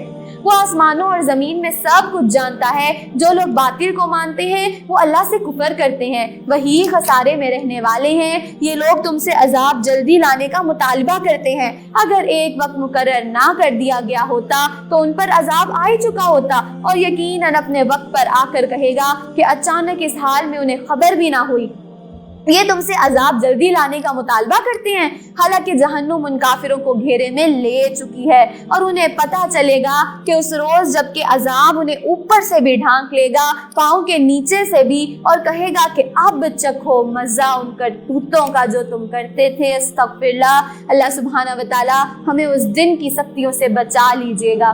ऐ मेरे बंदो जो ईमान लाए हो, मेरी जमीन वसी है, बस तुम मेरी ही बंदगी बजा लाओ। हर मुतनफ्फिस को मौत का मजा रखना है, फिर तुम सब हमारी ही तरफ पलटा कर लाए जाओगे। और जो लोग ईमान लाए हैं और जिन्होंने नेक अमल किए हैं उनको हम जन्नत के बुलंदो बाला इमारतों में रखेंगे जिनके नीचे से नहरें बहती होंगी, वहाँ वो हमेशा रहेंगे। क्या ही उम्दा अजर है अमल करने वालों के लिए, उन लोगों के लिए जिन्होंने सब्र किया और अपने रब पर भरोसा करते हैं। अल्लाह सुब्हानहू व तआला हमारे लिए भी इन जन्नतों का वादा लिख दीजिएगा, हमारे लिए भी सब्र करना आसान बना दीजिए। आमीन सुम्मा आमीन। कितने ही जानवर हैं जो अपना रिस्क उठाए नहीं फिरते, अल्लाह उनको रिस्क देता है और तुम्हारा राज़िक भी वही है, वो सब कुछ सुनता और जानता है। अल्लाह सुब्हानहू व तआला यहाँ पर सब्र और तवक्कुल की तरफ माइल और कायल कर रहे हैं। अल्लाह सुब्हानहू व तआला कह रहे हैं कि तुम्हारे लिए सही रात तभी निकलेगी जब तुम अल्लाह पर भरोसा और तवक्कुल करोगे। तो तुम्हारा रिस्क, तुम्हारी हर चीज़ जो है वो सिर्फ अल्लाह ही के हाथ में है। तुम अल्लाह पर तवक्कुल करो। जब तुम अल्लाह पर तवक्कुल करोगे तो अल्लाह सुब्हानहू व तआला तुम्हारी और मदद करेगा, तुम्हें गैब के खजानों से रिस्क भी देगा क्योंकि वो सब कुछ जानता है और तुम नहीं जानते हो। और अगर तुम उन लोगों से पूछो कि ज़मीन और आसमानों को किसने पैदा किया और चांद और सूरज को किसने मुसख्खर कर रखा है तो वो ज़रूर ही कहेंगे कि अल्लाह ने। फिर ये किधर से धोखा खा रहे हैं? अल्लाह ही तो है जो अपने बंदों में से जिसको चाहता है रिज़्क़ कुशादा करता है और जिसका चाहता है तंग करता है। यकीनन अल्लाह हर चीज़ का जानने वाला है। और अगर तुम उनसे पूछो कि किसने आसमान से पानी बरसाया और उसके ज़रिए से मुर्दा पड़ी हुई ज़मीन को जला उठाया तो वो ज़रूर ही कहेंगे कि अल्लाह ने। तो कहो अल्हम्दुलिल्लाह, मगर अक्सर लोग समझते नहीं हैं। और ये दुनिया की ज़िंदगी कुछ नहीं है मगर एक खेल और दिल का बहलावा है। असल ज़िंदगी का घर तो वो दारुल आखिरत है। काश के ये लोग जानते। जब ये लोग कश्ती पर सवार होते हैं तो अपने दीन को अल्लाह के लिए खालिस करके उससे दुआएं मांगते हैं। फिर जब वो उन्हें बचाकर खुशकी पर ले आता है तो यकायकी शिर्क करने लगते हैं ताकि अल्लाह की दी हुई निजात पर उसका कुफराने नेमत करें। जब अल्लाह आजमाइश में डालता है तो उस वक्त अल्लाह को बड़ी कसरत से याद करते हैं कि अल्लाह अगर तूने हमें इस आजमाइश से निकाल दिया तो हम पक्का तेरी अतात और फरमाबरदारी करेंगे। लेकिन अल्लाह कहता है कि जो ही मैं उनसे वो आजमाइश, वो तकलीफ वो दूर कर देता हूँ तो फिर ये उस तकलीफ के दूर हो जाने के बाद अल्लाह को भुला देते हैं और फिर से अपनी नाफरमानियों और सरकशियों में लग जाते हैं। अच्छा, अनकरीब उन्हें मालूम हो जाएगा कि क्या वो देखते नहीं है कि हमने एक पुरअमन हरम बना दिया है।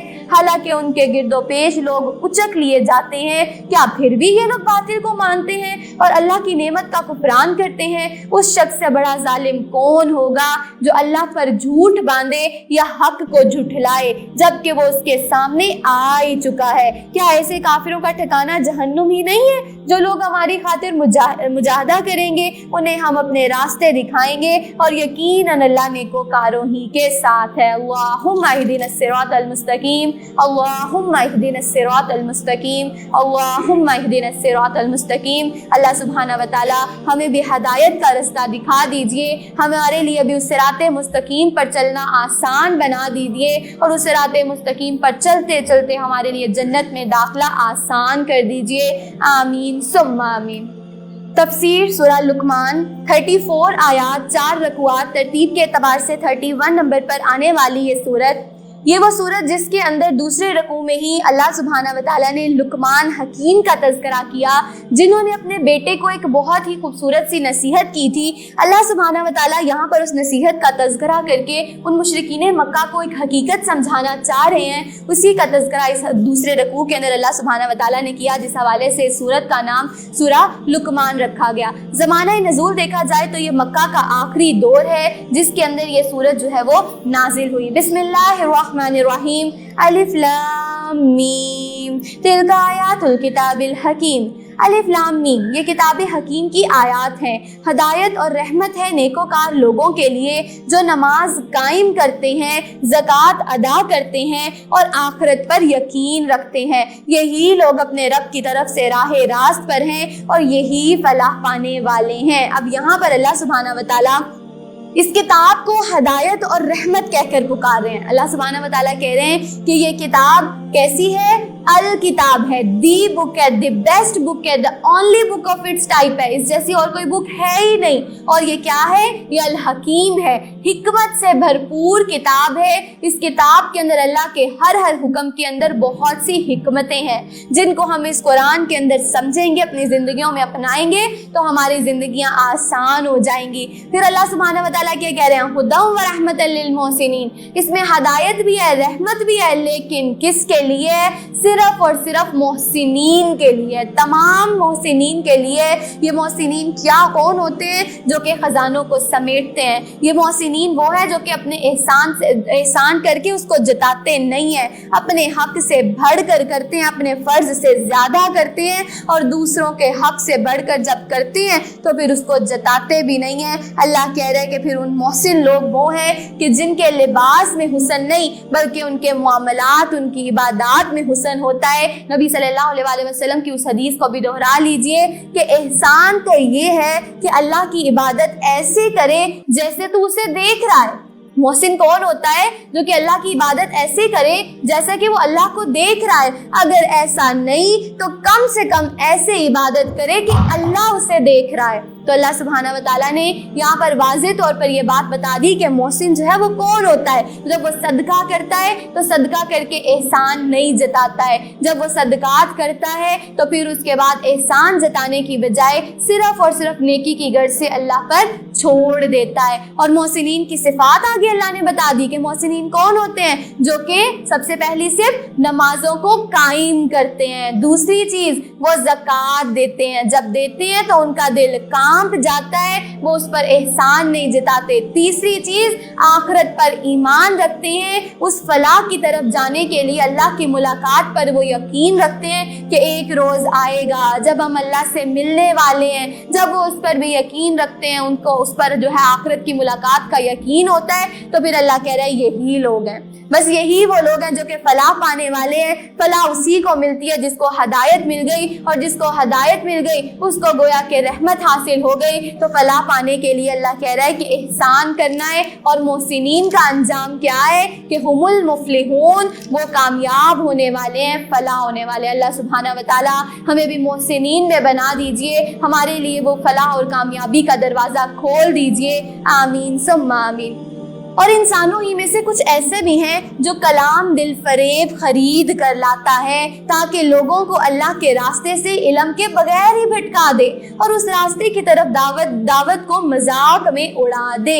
اب یہ وہ سورہ لقمان کی آیت جس کے اندر اللہ سبحانہ و تعالیٰ لہو الحدیث کا ہمیں واضح طور پر یہاں پر معنی اور مفہوم سکھا رہے ہیں۔ اللہ سبحانہ و تعالیٰ کہہ رہے ہیں کہ لہو الحدیث کا سودا اس وجہ سے کیا جاتا ہے تاکہ وہ لوگوں کو اللہ کا راستہ ہے اس سے گمراہ کر دیں، اللہ کے راستے سے دور کر دیں۔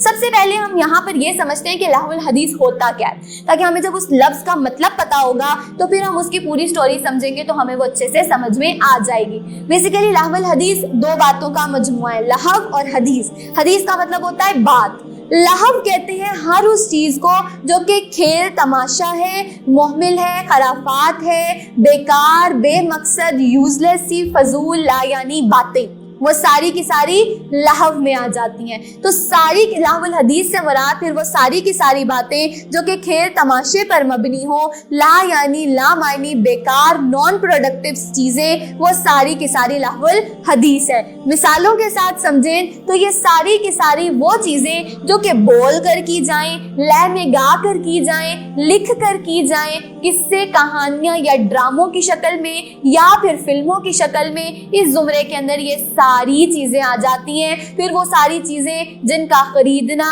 بیچنا، جن کا انٹریکشن کرنا، جس میں ایکٹ کرنا، وہ سارے کے سارے قصے، کہانیاں، وہ ڈائجسٹ، وہ ناول، وہ افسانے، وہ سارے کے سارے سٹیج، وہ تھیٹر، وہ کانسرٹس، وہ موویز، وہ ڈیویڈیز، یہ سب کچھ لہو الحدیث میں آ جاتا ہے۔ لہو الحدیث کا مطلب کلیئر ہو گیا۔ اب اللہ کہہ رہا ہے جو کہ لہو الحدیث کو پھیلانے والے ہیں، ان کے ساتھ انٹریکشن کو میک شور کرنے والے ہیں تاکہ وہ اللہ کے احکامات سے انہیں بھٹکا دیں، تو وہ لوگ کون ہیں؟ اولئک لہم العذاب المہین، لہم عذاب مہین، ان کے لیے پھر کیسا ہے؟ ان کے لیے سخت اور ذلیل کرنے والا عذاب ہے۔ اللہ سبحانہ و تعالیٰ نے واضح طور پر اس بات کی طرف مائل اور قائل کر دیا کہ جو کوئی اللہ کے احکامات سے دور کرے گا تو پھر اس کے لیے دردناک عذاب ہے، سخت اور ذلت والا عذاب ہے۔ اللہ سبحانہ و تعالیٰ نے ہمیں واضح طور پر بتا دیا کہ جو کوئی ہدایت، رحمت اور حکمت چاہتا ہے تو وہ اس کو چاہیے کہ وہ سارے لہو الحدیث کو چھوڑ کر اللہ کے کلام کی طرف مائل اور قائل ہو جائے۔ اب بیسیکلی یہ آیت جو ہے یہ جب نازل ہوئی، اس آیت کے پیچھے ہونے کا اس کا شان نزول کیا تھا؟ یہ آیت کیوں نازل کی گئی؟ ہمیں اس کا شان نزول پتہ چلتا ہے کہ مکہ میں بیسیکلی مسلمانوں کا جو مرکز ہے نا، اصل میں تو وہ مدینہ میں ہے، لیکن مشرکوں کا جو مرکز تھا وہ دار الندوہ، جہاں پر مشرک بیٹھتے تھے، میٹنگز کرتے تھے کہ کس طرح سے جو یہ دین ہے جو کہ نبی صلی اللہ علیہ وسلم پھیلا رہے ہیں اس کو کس طرح سے نعوذ باللہ جو ہے وہ ختم کیا جائے، کس طرح سے نبی صلی اللہ علیہ وسلم کو ڈیفیم کیا جائے اور آپ کی ریپوٹیشن کو خراب کیا جائے، اس دین کو پھیلنے سے روکا جائے۔ تو اس کے لیے وہ دار الندوہ میں بیٹھ کر وہاں پر پلاننگز کرتے تھے۔ اب کیا ہوا کہ ایک روز ایسے ہی پلاننگز جاری تھی، ہر کوئی جو سردار ہے وہ اپنا اپنا مشورہ دے رہا تھا۔ اب ان مشوروں کے اندر ایک مشرک تھا جس کا نام نضر بن حارث ہمیں بتایا جاتا ہے، وہ بھی وہاں پر ہی موجود تھا۔ اور یہ نضر بن حارث وہ تھا جو کہ بڑا ہی چال باز تھا، بڑا ہوشیار تھا۔ اس نے اب کیا کیا، اس نے مکہ کے لوگوں کو نہ کہا کہ دیکھو، اگر تو تم کہتے ہو کہ ہم نبی صلی اللہ علیہ وسلم کو کاہن کہیں گے تو لوگ مانیں گے نہیں، اگر ہم انہیں ساحر کہیں گے، جادوگر کہیں گے، تو تمہیں بھی پتا ہے کہ ساحر جو جادو کی حقیقت ہے وہ کیا ہوتی ہے، جادوگر تو منتر پڑھتے ہیں، جبکہ نبی تو ایسا کچھ بھی نہیں کر رہا، تو گویا کہ یہ کہو گے تو تب بھی لوگ نہیں مانیں گے، اگر تم انہیں مجنون کہو گے تو یہ بات بھی کوئی نہیں مانے گا، تو ایسا کرو۔ نضر بن حارث پھر کہنے لگا کہ اے قریش کے سرداروں، یہ تمہارے بس کی بات نہیں ہے، یہ تمہارے بس کی بات نہیں ہے، اب تم یہ کام جو ہے نا وہ میرے ذمے چھوڑ دو، میں اب اپنے طریقے سے اس کو مینج کروں گا، ٹیکل کروں گا، ہینڈل کروں گا۔ اس نے پھر کیا کیا، یہ نضر بن حارث جو ہے اس نے دو کام کیے۔ سب سے پہلا کام اس نے یہ کیا کہ یہ شام کے علاقے میں گیا اور وہاں پر جا کر یہ مختلف طرح کی قصے، کہانیاں سن کر آیا، عشق و عاشقی کی قصے، کہانیاں اور رودادیں سن کر آیا، اور یہاں آ کر اس نے بڑے شعلہ بیانی کے ساتھ جو ہے نا وہ اس کو اور زیادہ بڑھا چڑھا کر، ذرا نمک مرچ لگا کر اس نے ان کہانیوں کو بیان کرنا شروع کر دیا۔ اب یہ وہ شخص تھا جس نے پھر صرف خود ہی نہیں بلکہ اس نے لوگوں کو بھی ٹرین کرنا شروع کر دیا، اس نے کچھ لڑکوں کو ٹرین کیا کہ وہ کس طریقے سے یہ جو کہانیاں ہیں ان کو لوگوں کو سکھائیں گے، ان عشق و عاشقیوں کی قصوں اور رودادوں کو سنائیں گے۔ اور اس نے پھر اس کام کے لیے مکہ کی جو گلیاں ہیں اس میں کچھ خاص پوائنٹس اس نے فکس کر دیے کہ اس پوائنٹ پر تم نے کھڑے ہونا ہے، اور جو لوگ یہاں سے گزر کر جائیں گے، خاص طور پر وہ دار الارقم جہاں پر لوگ قرآن کی تعلیمات کو سیکھنے کے لیے آتے تھے، جو کہ نئے نئے دین میں داخل ہوتے تھے، اس نے ان پوائنٹس پر ان لڑکوں کو کھڑا کر دیا کہ تم ان کو یہ قصے، کہانیاں، رودادیں سناؤ گے، جو بھی یہاں سے گزر کر جو ہے وہ دار الارقم میں جائے گا اور دین کی تعلیمات سیکھنے کے لیے جائے گا۔ اب اس نے ایسا ہی کیا، ہر موڑ پہ وہ جو لڑکے کھڑے تھے وہ جو کوئی دار الارقم میں جانے لگتا یہ ان کو روکتے، ان کو کہانیاں، قصے سناتے، اور ایسے پوائنٹ پر آ کر اس کو اینڈ کرتے اور کہتے کہ اب باقی کی کہانی میں تمہیں کل سناؤں گا، یعنی کہ ایک ایکسٹریم پوائنٹ پہ لے جا کے کلائمیکس پہ لا کر اس کہانی کو روکتے اور کہتے کہ اب باقی تم کل سننے میرے سے آنا. یہ کیا تھا؟ یہ انہیں دار ارقم میں جانے سے روکا جا رہا تھا, انہیں قرآن کی تعلیمات اور فہم حاصل کرنے سے روکا جا رہا تھا. اس کے لیے یہ پورا کا پورا طریقہ قصہ جو ہے یہ اس نے نذر بن حارث نے جو ہے وہ خود بھی کیا اور آگے اور لوگوں کو بھی ٹرین کیا. اب ذرا یہاں پر رک کر یہ چیز دیکھیں کہ کیا آج کے دور میں یہ سب نہیں ہو رہا؟ ہمارا آج کا دور, اس کے اندر بھی تو نذر بن حارث اور اس کے شعلہ بیان موجود ہی تو ہے.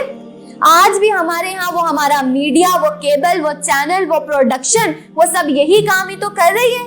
وہ سب بھی تو اتنا ہی ڈراماز, جس ڈراماز کے اندر پھر بہترین ڈائلاگز کا انتخاب کیا جاتا ہے, ایکٹرز کو سلیکٹ کیا جاتا ہے, میک اپ آرٹسٹ بلائے جاتے ہیں, شوٹنگز ہوتی ہیں کبھی ترکی میں کبھی دبئی میں, مختلف طریقوں سے جب شوٹنگز کر کے اس کے اندر پراپر لائٹنگ ہر چیز کا اہتمام کر کے جب بہترین سا فوٹو شوٹ ہو جاتا ہے, ڈرامے فلمیں ریڈی ہو جاتی ہیں, ان کو جب پھر ٹی وی اور کیبلز کے اوپر لگایا جاتا ہے, پھر وہ ڈراما جس کی ایپیسوڈ کے لاسٹ پہ آ کر بالکل کلائمیکس پہ وہ ایپیسوڈ اینڈ کر دی جاتی ہے تاکہ وہ لوگ پورا ہفتہ, ایک ہفتے کے بعد, 2 ہفتے کے بعد جب بھی اس کی نیکسٹ ایپیسوڈ آنی ہے اس کی تلاش کے اندر, اس کی جستجو بے قرید میں لگے رہے. پتہ نہیں کیا ہوگا, اس پوائنٹ پر ڈرامہ اینڈ ہوا ہے, نیکسٹ ایپیسوڈ میں پتہ نہیں کیا ہوگا. یہ کیا ہے؟ کیا یہ وہی نذر بن حارث والے کام نہیں ہے؟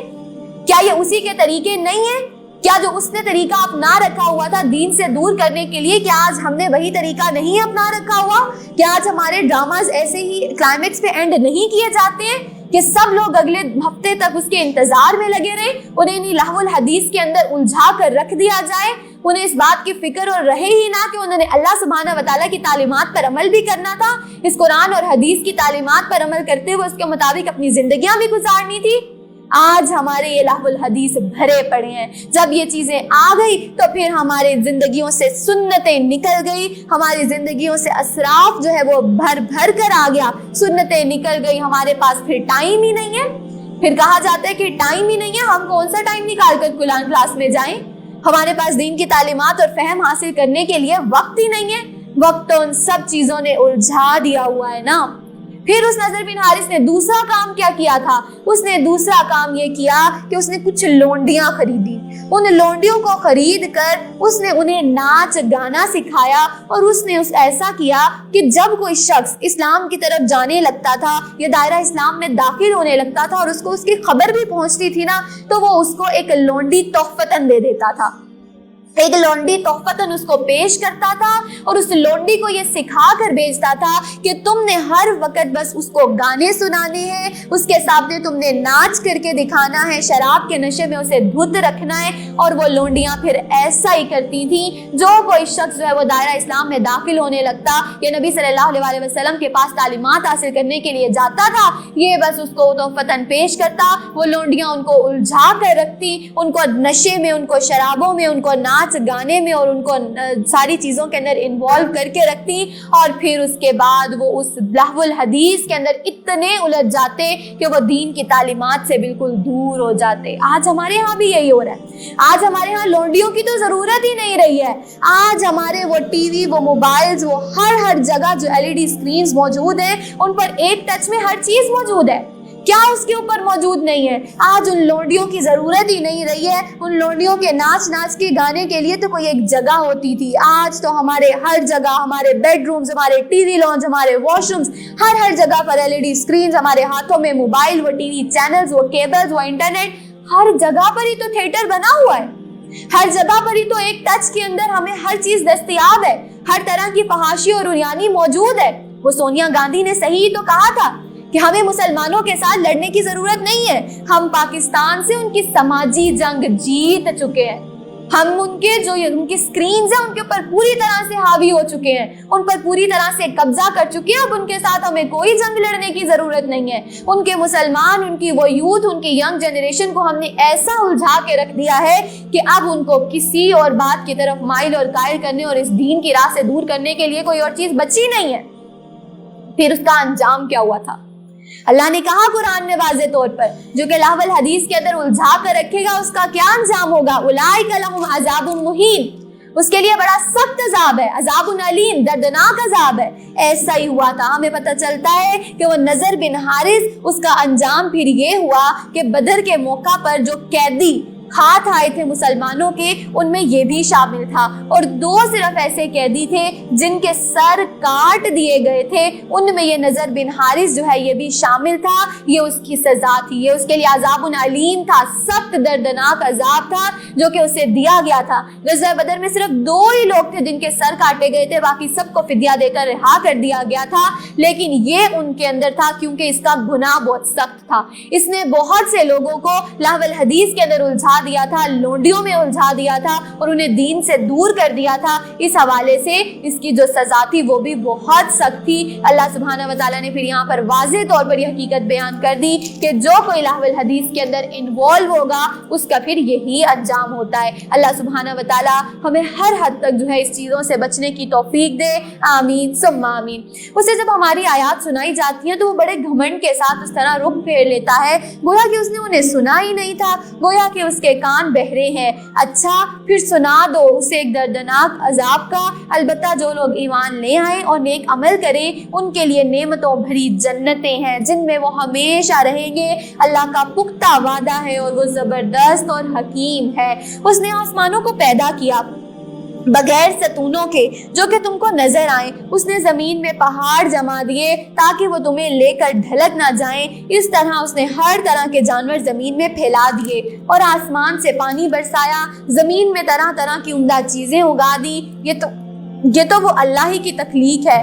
اب ذرا مجھے دکھاؤ ان دوسروں نے کیا پیدا کیا۔ اللہ سبحانہ و تعالیٰ کہہ رہے ہیں اب مجھے تم بتاؤ کہ یہ تو سب کچھ اللہ نے تخلیق کیا نا۔ اللہ نے اپنی ایک ایک چیز کے اتنے مائنیوٹس ڈیٹیل کے ساتھ بتا دیا کہ یہ زمین جو پہلے سیمی سالڈ تھی، پہلے لیکوڈ تھی، گیس تھی، گیس سے لیکوڈ کے بعد اللہ نے اس کو سیمی سالڈ کیا، پھر اس کو اللہ سبحانہ و تعالیٰ نے اور جماؤ کے لیے کہ یہ ادھر ادھر الجھے نہیں، اللہ سبحانہ و تعالیٰ نے اس کے اندر پہاڑوں سے جو ہے وہ اللہ نے ان کے اندر پہاڑ گاڑ دیے تاکہ اس سے یہ زمین جو ہے وہ اور مضبوطی پکڑے۔ تو اللہ سبحانہ و تعالیٰ اپنی ایک ایک بات کا یہاں پر ذکر کرنے کے بعد کہہ رہے ہیں کہ اچھا میں نے تو یہ سب کر دیا، اب وہ جو تم جن کو معبود بناتے ہو، تم جن کو الہ کہتے ہو نا، ذرا ان کو تو بلا کر لاؤ، وہ تو ذرا معلوم کرو کہ وہ کیا کیا کچھ بنا سکتے ہیں۔ اصل بات تو یہ ہے کہ یہ لوگ سری گمراہی میں پڑے ہوئے ہیں۔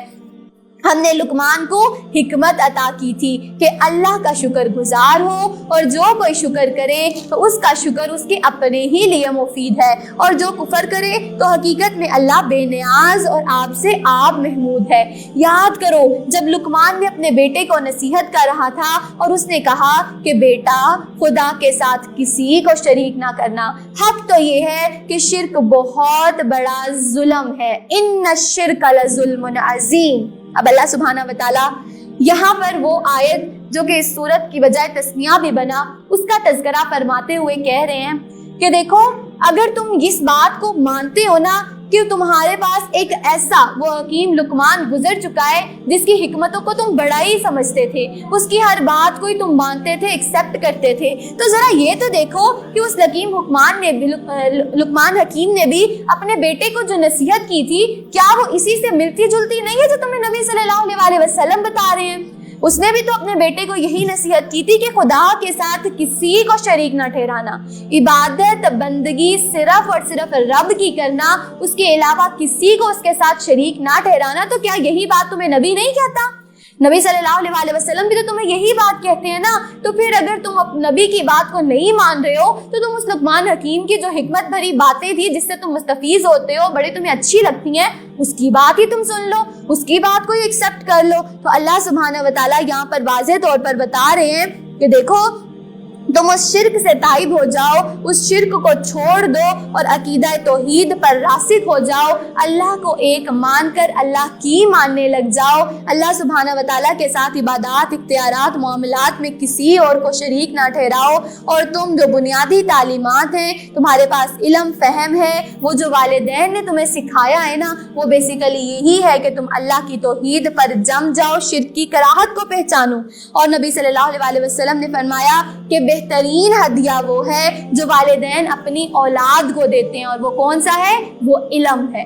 وہ علم جو والدین اپنی اولاد کو دیتے ہیں وہ سب سے بہترین سا ہدیہ ہے، اور وہ اولاد کے جس کے پیدا ہونے کے بعد اس کی زبان جب کھلتی ہے اور اس کی زبان سے سب سے پہلا نام جب اللہ کا نکلتا ہے تو وہ اولاد والدین کے لیے بخشش کا ذریعہ بنتی ہے۔ تو یہاں پر واضح طور پر والدین کو بھی یہ بات سمجھائی جا رہی ہے کہ انہیں اپنی اولادوں کو سب سے پہلی تعلیم جو دینی ہے وہ ان کو یہ سمجھانا ہے کہ تمہارا رب ایک ہے، وہ اللہ ہے، وہی سارے اختیارات میں، معاملات میں، عبادات میں واحد اور یکتا ہے، اس کے سوا کسی کو مانا نہیں جائے گا، صرف اسی کی عبادت کی جائے گی، اس کے ساتھ کسی کو شریک نہیں ٹھہرایا جائے گا۔ جب یہ سارے عقیدے ان بچوں کے ذہنوں میں ان چھوٹی عمر سے ڈال دیے جاتے ہیں تو پھر اللہ کہہ رہا ہے کہ وہ بچے بھی تمہارے لیے بخشش کا ذریعہ اور صدقہ جاریہ بنتے ہیں۔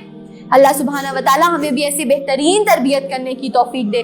پھر اللہ کہہ رہا ہے ان الشرک لظلم عظیم، یہ شرک بہت بڑا ظلم ہے۔ اللہ سبحانہ وتعالیٰ کہہ رہے ہیں کہ اگر تم یہ چاہتے ہو کہ تمہارے بچے جو ہیں وہ تمہارے فرما بردار بن جائیں تو اس کے لیے تمہیں اپنے بچوں کو اللہ کا فرما بردار بنانا ہوگا۔ اگر تم اپنے بچوں کو اللہ کا فرما بردار بنا دو گے تو بچے آٹومیٹیکلی تمہارے بھی فرما بردار ہو جائیں گے۔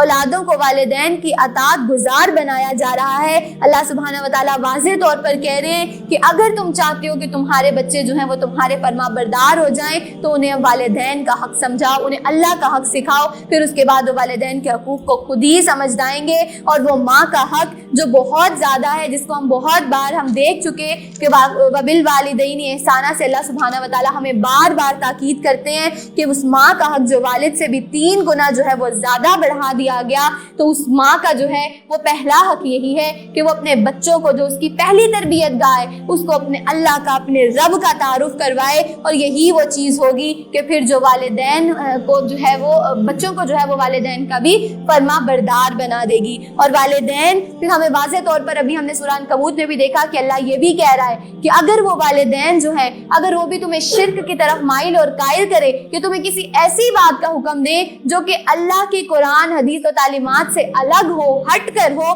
تو پھر اس کے اندر والدین کی بھی فرما برداری نہیں کی جائے گی، کیونکہ اللہ کی اطاعت اور فرما برداری کے آگے پھر کسی کی اطاعت اور فرما برداری نہیں ہے۔ تو گویا کہ جب تک وہ والدین جو ہیں وہ تمہیں اللہ کا فرما بردار بنائے، اللہ کی تعلیمات کے مطابق حکم کرنے کا دیں، تب تک تم نے ان کی ماننی ہے۔ لیکن اگر والدین بھی تمہیں شرک کی طرف مائل اور قائل کریں تو پھر ان کی بھی نہیں سنی جائے گی، کیونکہ اس روز صرف اللہ ہی ہے جو کہ تمہاری باتوں کو، تمہارے سارے کے اعمال کو دیکھے گا اور حساب کتاب لے گا۔ اس دن کوئی ماں باپ، کوئی بہن بھائی، کوئی رشتہ دار، کوئی قریبی کام نہیں آئے گا، لہٰذا صرف ایک اللہ کو مان کے اس کی مانی جائے گی۔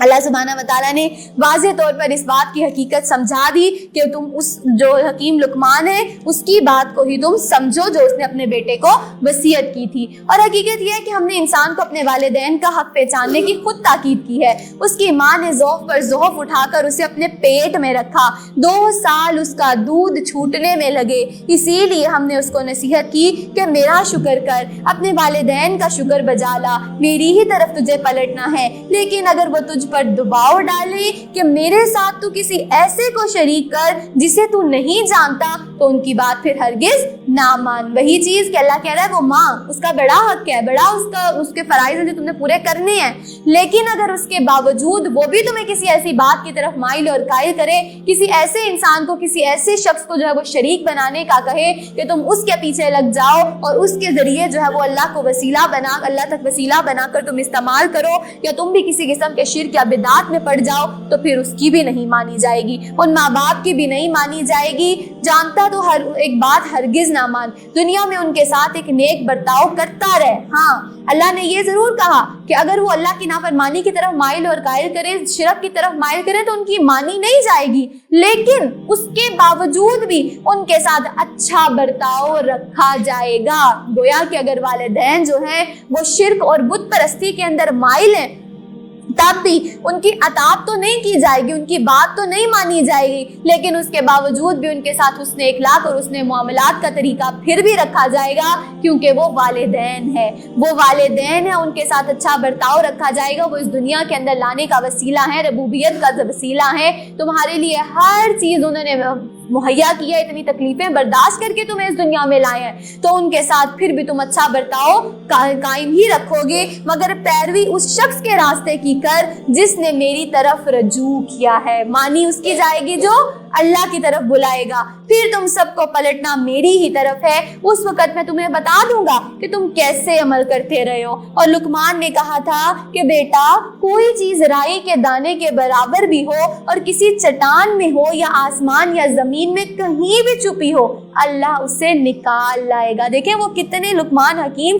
کس طرح سے اپنے بیٹے کو نصیحتیں کر رہے ہیں کہ بیٹا تم ظاہری چھپے کہیں پر بھی رائی کے دانے کے برابر بھی کچھ کرو گے نا، اللہ کو سب پتا ہے، اللہ تمہارا سارا ہی کھلا چھپا جانتا ہے، وہ کہیں سے بھی اس کو نکال لائے گا، اس کے بارے میں تم سے سوال کرے گا، وہ باریک بین ہے، باخبر ہے۔ بیٹا نماز کو قائم کرو، نیکی کا حکم دے، بدی سے منع کر، اور جو مصیبت بھی پڑے اس پر صبر کر۔ کتنے بہترین طریقے سے رب کا تعارف کروایا جا رہا ہے اولاد کو، اور پھر اس کے بعد کس طرح سے انہیں اس بات کی طرف مائل اور قائل کیا جا رہا ہے کہ بیٹا وہ سب دیکھ رہا ہے، وہ رب تمہارا سارا کھلا چھٹا جانتا ہے، تم نمازوں کو قائم کرو، تم بدی سے روکو، نیکی کا حکم دو، صبر پڑھنے پر جب تمہارے پر کوئی مصیبت آ جائے تو صبر کے ساتھ جام میں ڈٹ جاؤ۔ یہ ساری نصیحتیں وہی تو ہیں جو کہ ہمیں اللہ اور اس کا رسول کر رہے ہیں۔ تو اللہ سبحانہ وتعالیٰ یہاں پر واضح طور پر ان مشرکین مکہ سے مخاطب ہو کر کہہ رہے ہیں کہ اگر تم نبی کی بات کو نہیں مانتے ہو نا، ایکسیپٹ نہیں کرتے ہو،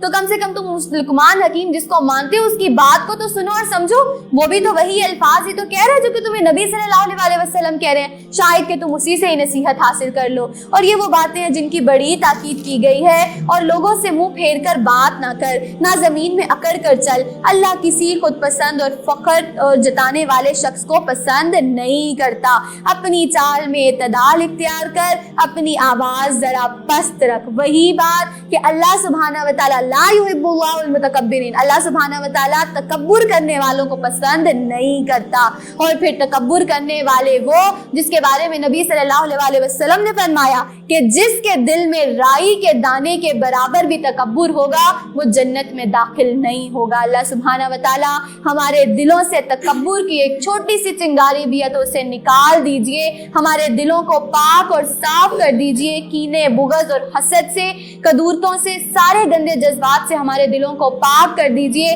تاکہ ہمارے دل صاف ستھرے اجلے ہو کر اس جنت میں جانے کے لیے تیار ہو جائیں۔ اللہ سبحانہ و تعالیٰ ہم سب کو جو ہے وہ اکٹھا ہی جنت میں داخل کر لیجئے گا، ہمارے لیے ان جنتوں کا حصول آسان کر دیجئے، آمین ثم آمین۔ سب آوازوں سے زیادہ بری آواز گدھوں کی آواز ہوتی ہے۔ کیا تم لوگ نہیں دیکھتے کہ اللہ نے زمینوں اور آسمانوں کی ساری چیزیں تمہارے لیے مسخر کر رکھی ہیں، اور وہ اپنی کھلی اور چھپی نعمتیں تم پر تمام کر دی ہیں۔ اس پر حال یہ ہے کہ انسانوں میں سے کچھ لوگ وہ ہیں جو اللہ کے بارے میں جھگڑتے ہیں، بس بغیر ان کے اس کے پاس علم کے، کوئی علم ہو یا ہدایت کے کوئی بھی روشنی دکھانے والی کتاب ہو، اور جب ان سے کہا جاتا ہے کہ پیروی کرو اس چیز کی جو اللہ نے نازل کی ہے، تو وہ کہتے ہیں کہ ہم تو اس چیز کی پیروی کریں گے جس پر ہم نے اپنے باپ دادا کو پایا ہے۔ کیا یہ انہی کی پیروی کریں گے؟ خواہ شیطان ان کو بھڑکتی ہوئی آگ کی طرف ہی کیوں نہ بلا رہا ہو۔ اللہ کہہ رہا ہے کہ ٹھیک ہے تم کرو پھر اپنے باؤ اجداد کی پیروی، چاہے وہ تمہیں آگ کے دہانے پر ہی لے جائیں اور وہ تمہیں جو ہے وہ بالکل دوزخ کے اندر جانے کا باعث ہی کیوں نہ بن جائیں،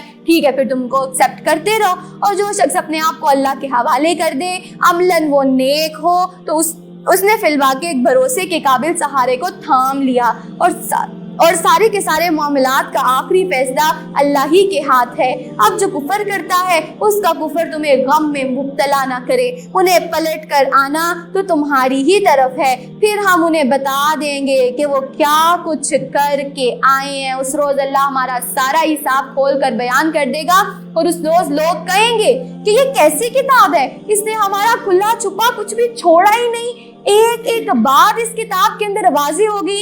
اللہ کہہ رہا ہے کہ اس روز جب وہ ہمارے پاس آئیں گے اور وہ باتیں جو اپنے سینوں میں چھپا رہے ہوں گے اللہ ان کو بھی واضح کر دے گا، اور ہم تھوڑی مدت میں انہیں دنیا میں مزے کرنے کا موقع دے رہے ہیں۔ یہ دنیا، یہ مہلت عمل، جو کوئی اس کو صرف کھیل اور تماشا سمجھ کر اپنی خوشیوں میں، اپنی الجھنوں میں لگا رہتا ہے، اللہ کہہ رہے ٹھیک ہے، پھر ان کو ان کے حال پر چھوڑ دے، اس روز وہ ایک سخت عذاب کی طرف کھینچ لیے جائیں گے۔ استغفر اللہ۔ اللہم حاسبنا حسابا یسیرا، اللہم حاسبنا حسابا یسیرا، اللہم حاسبنا حسابا یسیرا۔ اللہ سبحانہ و تعالی ہمارا حساب آسان کر دیجیے گا، اللہ سبحانہ و تعالی ہمیں بلا حساب ہی جنتوں میں داخل کر دیجیے گا۔ اگر اس روز ہمارا حساب ہونے لگا تو ہم پکڑے جائیں گے، ہم حساب نہیں دے پائیں گے۔ اللہ سبحانہ و تعالی ہمیں بلا حساب ہی جنت میں داخل کر دیجیے گا۔ رب ابنی لی عندک بیتا فی الجنہ۔ اس گھڑی کا علم اللہ ہی کے پاس ہے، وہی بارش برساتا ہے، وہی جانتا ہے کہ ماؤں کے پیٹوں میں کیا پرورش پا رہا ہے۔ کوئی متنفس نہیں جانتا کہ کل وہ کیا کمائی کرنے والا ہے، اور نہ کسی شخص کو یہ خبر ہے کہ کس سرزمین میں اس کو موت آنی ہے۔ اللہ ہی سب کچھ جاننے والا اور باخبر ہے۔ اب یہ وہ آیت جس کے اندر اللہ سبحانہ و تعالیٰ ایک بار پھر سے غیب کے علم کی طرف مائل اور قائل کر رہے ہیں، اور کہہ رہے ہیں کہ جو کوئی غیب کا علم کسی شخص کے پاس جا کر حاصل کرنے کی کوشش کرتا ہے تو گویا کہ وہ شرک اکبر کر رہا ہے، کیونکہ نبی صلی اللہ علیہ وسلم نے واضح طور پر فرما دیا کہ اگر کوئی شخص کسی کاہن یا نجومی کے پاس جائے اور اس کی بات، کہی ہوئی بات کی تصدیق کرے تو گویا کہ اس نے اس بات کا انکار کیا جو کہ نبی صلی اللہ علیہ وسلم دے کر بھیجے گئے ہیں، اور اس شخص کی 40 روز کی نماز جو ہے وہ بھی قبول نہیں ہوتی ہے۔ گویا کہ کسی کاہن، کسی نجومی کے پاس جانا، اس کو اپنا ہاتھ دکھانا، پالمسٹری، علم فلکیات، علم نجوم، طوطے مینا کی فال، یہ ساری چیزیں جو کہ فیوچر پریڈکشنز کے لیے کی جاتی ہیں، اللہ سبحانہ و تعالیٰ واضح طور پر کہہ رہے ہیں کہ یہ سارا کا سارا شرک ہے، شرک اکبر ہے، اور یہ اللہ سبحانہ و تعالیٰ کے یہاں پسندیدہ نہیں ہے۔ پھر اس کے بعد اگلی بات آ جاتی ہے کہ غیب اللہ نے بتا دیا کہ غیب کی 5 کنجیاں ہیں، اور اس کا علم صرف اور صرف اللہ کے پاس ہے، اس کے سوا کسی کے پاس اس کا علم نہیں ہے۔ موت کا علم، قیامت کا علم صرف اللہ کے پاس ہے۔ اگر کوئی شخص یہ کہتا ہے کہ قیامت کب آئے گی تو اس کو بس یہ بتا دو کہ جس شخص کا موت کا وقت آ گیا اس کے لیے تو قیامت اسی وقت ہی آ گئی نا، تو لہٰذا اس کو اس بات کی طرف مائل اور قائل کر دو کہ جس کی موت آ گئی اس کی قیامت کبریٰ اسی وقت آ جائے گی۔ لہٰذا تم اس خیال میں مت رہو کہ جب قیامت آنے والی ہوگی تو میں تب نیک عمل کر لوں گا، بلکہ تمہیں تو اگلی مہلت اور اگلے عمل کا بھی نہیں پتا کہ تمہیں اپنی آنکھ بھی اگلی جھپکنی ہے یا نہیں، تمہیں اس محفل سے اٹھ کے اپنے گھروں تک بھی جانا ہے یا نہیں۔ لہٰذا تم توبہ استغفار کر کے مائل اور قائل ہو کر اللہ سبحانہ و تعالیٰ کی طرف پلٹ آؤ، اللہ کے احکامات کے مطابق اپنی زندگیوں کو بنا لو۔ پھر وہ غیب کا علم جس کے اندر بارش کا آنا، ہواؤں کا آنا، مونسون کی پریڈکشن، یہ ساری چیزیں غیب ہیں، لیکن آج ہم اکثر دیکھتے ہیں کہ ہمیں تو پہلے سے پریڈکٹ کر دیا جاتا ہے، ہماری سائنس ہمیں بتا دیتی ہے کہ فلاں وقت کے اندر بارش ہو سکتی ہے، تو یہ کیا بات ہے؟ کیا یہ بھی غیب کا علم ہے؟ کیا یہ بھی ہمارے پاس نہیں ہونا چاہیے؟ تو نہیں، یہ بیسیکلی وہ چیز ہے جو کہ ہم اپنی آنکھوں سے، یا سائنس نے جو اتنی ترقی کر لی ہے، ہم مشاہدات سے صرف ایک پریڈکشن دے رہے ہوتے ہیں۔ بعض اوقات ایسا ہوتا ہے کہ ہمیں بتایا جاتا ہے کہ آج اتنے بجے جو ہے وہ بارش ہوگی اس جگہ پر اور اتنی پرسنٹیج میں ہوگی، لیکن ویسا نہیں ہوتا ہے، وہ پریڈکشن ہوتی ہے، جسٹ وہ غلط بھی ثابت ہو جاتی ہے۔ تو گویا کہ یہ کوئی غیب کا علم حاصل نہیں کیا جاتا، یہ صرف اپنے مشاہدات کے ساتھ اور کچھ آلات کو استعمال کرتے ہوئے یہ ایک پریڈکشن سی دی جاتی ہے، بعض اوقات تو وہ صحیح ثابت ہو جاتی ہے اور بعض اوقات نہیں ہوتی ہے، یہ کوئی غیب کا علم نہیں ہے۔ اسی طرح سے اللہ سبحانہ و تعالیٰ ہی جانتا ہے کہ اس نے ماں کے نطفے میں ایک باریک سی وہ جھلی جس کے اندر اللہ نے جو رحم مادر سے جب وہ ملتا ہے تو اس کے اندر کیا بنتا ہے، کیا نہیں بنتا، اس کو خوراک کیسے ملتی ہے، وہ کیا کھاتا ہے، کیا پیتا ہے، کیسے پھلتا پھولتا ہے، وہ حمل کب وضع ہوتا ہے، بچہ صحیح ہے نہیں ہے، کیا ہے، یہ سب معاملات صرف اللہ کے پاس ہے۔ اللہ سبحانہ و تعالیٰ کو ہی اس کے بہتر جننے کے وقت کا بھی پتہ ہے، لیکن پھر یہ کہا جاتا ہے کہ جو آج کل ہمارے ہاں ڈاکٹرز جو ہیں وہ پہلے سے ٹائم بتا دیتے ہیں، یا جو الٹرا ساؤنڈ وغیرہ کر کے ویوز کے ذریعے معلوم کر لیتے ہیں، تو کیا یہ بھی سب غیب ہے؟ کیا یہ سب بھی شرک اکبر ہے؟ تو تو نہیں. اگین یہ وہ ساری چیزیں ہیں جو کہ انسان اپنے کانوں سے سن رہا ہوتا ہے, ان ویوز کو فیل کرتا ہے, اپنی آنکھوں سے ان چیزوں کا مشاہدہ کرتا ہے. تو یہ ساری کی ساری صرف ایک پریڈکشن ہے اور یہ کوئی صحیح نہیں ہوتی ہیں. بعض اوقات ایسا ہوتا ہے جو کہ ٹائم ڈیوریشن دیا جاتا ہے اس میں الانگیٹ بھی ہو جاتا ہے, کبھی ٹائم آگے پیچھے ہو جاتا ہے. تو یہ بیسیکلی صرف مشاہدات, صرف پریڈکشنز ہوتی ہیں جو کہ انسان اپنے آنکھوں, کان اور اپنی ساری سینسز کو یوز کرتے ہوئے اور جدید سائنسی آلات کو استعمال کرتے ہوئے صرف پریڈکٹ کرتا ہے. اصل وقت صرف اللہ کو ہی پتا ہے کہ اس نے کس وقت میں کس کو کس گھر پہ کیسے بھیجنا ہے, اس کا کیا پورا جو فگر ہوگا, کیا آنکھیں, کیا ناک, کیا کس طرح سے معاملہ ہوگا, ماں اور بچے کی صحت اور ہر چیز کا معاملہ جو ہے وہ اللہ کو ہی پتا ہے. غیب سارے اللہ کے پاس ہی ہیں. یہ ہم انسان ہونے کے ناطے صرف کچھ پریڈکشنز کر دیتے ہیں اور وہ کچھ جو ہے وہ سائنس کے طریقوں کو استعمال کرنے کے بعد وہ صحیح ثابت ہو جاتی ہیں. تو یہ سب جو ہے وہ شرک اکبر کے اندر نہیں آئے گا. یہ شرک نہیں ہے بلکہ یہ آج کل کی میڈیکل کی ساری ترقی ہے صرف. تو اس لیے غیب جو ہے وہ 5 ہیں. غیب بیسیکلی 5 ہیں. غیب کی 5 کنجیاں ہیں. وہ جو ہے وہ صرف اللہ کو پتا ہے. اس میں یہ ہے کہ کل کیا ہوگا, آنے والے کل میں کیا ہوگا, یہ کسی انسان کو نہیں پتا. اور اگر یہ بات پھر کسی کاہن یا نجومی کے پاس جا کر ہاتھوں کی لکیریں دکھا کر یا اخبار میں حال پڑھ کر معلوم کی جائیں گی تو وہ شرک اکبر ہے. کسیوں کے کل کیا ہوگا اس کا علم صرف اللہ کے پاس ہے. پھر بارش کے سارے معاملات کہ کس جگہ پر کس وقت میں کتنی بارش ہوگی, کتنے ملی میٹر ہوگی, یہ ساری خبریں اللہ کے پاس ہیں. انسان پریڈکشن تو کر سکتا ہے لیکن وہ غلط بھی ثابت ہو سکتی ہیں. پھر سارے کے سارے رزق کے معاملات کہ اللہ کب کس انسان کو کتنا رزق دے گا, وہ کتنا اس میں سے کھائے گا, کتنا اس کو کھانا نصیب نہیں ہوگا, کس وقت میں دے گا, یہ سارے معاملات صرف اللہ کو پتہ ہیں. چوتھا غیب کہ رحم مادر کے معاملات کہ رحم کے اندر اللہ کیا بنا رہا ہے, کیا گھٹا رہا ہے, کیا اس کا جنس ہے, یہ ساری چیزوں کا علم صرف اللہ کے پاس ہے. اس کو میڈیکل سائنس کے ذریعے پریڈکٹ تو کیا جا سکتا ہے لیکن اس کے اندر چینجز کے بہت زیادہ چانسز ہوتے ہیں کیونکہ یہ صرف اللہ ہی غیب جانتا ہے. اور پھر 5ویں چیز موت کے معاملات, کس کو موت کب آئے گی, کس وقت اس کی آنکھیں بند ہونی ہے, اس کا علم صرف اللہ کے پاس ہے, اللہ کے سوا کسی کے پاس نہیں ہے. تو یہ وہ سارے کے سارے علم ہیں جو کہ اللہ کے سوا کوئی نہیں جانتا. اللہ سبحانہ و تعالی ہمیں اپنی ذات کی پہچان کرنے کی توفیق دے. قرآن کے تمام یہ احکامات کو سننے سمجھنے کے بعد ان پر شرح صدر ہونے کی توفیق دے, ان کی حکمتوں کو سمجھنے کی توفیق دے. اللہ سبحانہ و تعالی ہم نے قرآن کی بہت سی آیات, بہت سی مکی, بہت سی مدنی آیات پڑھی. اس کی ایک ایک آیت کے اندر ہم نے حکمتیں بھی پڑھی, سمجھی, سیکھی. اب اللہ سبحانہ و تعالی ہمیں ان کے مطابق اپنی زندگیوں میں عمل پیرا ہونا ہمارے لیے آسان بنا دیجئے. آمین ثم آمین. ربنا لا تزغ قلوبنا بعد إذ هديتنا وهب لنا من لدنك رحمة إنك أنت الوهاب. آمين ثم آمين يا رب العالمين.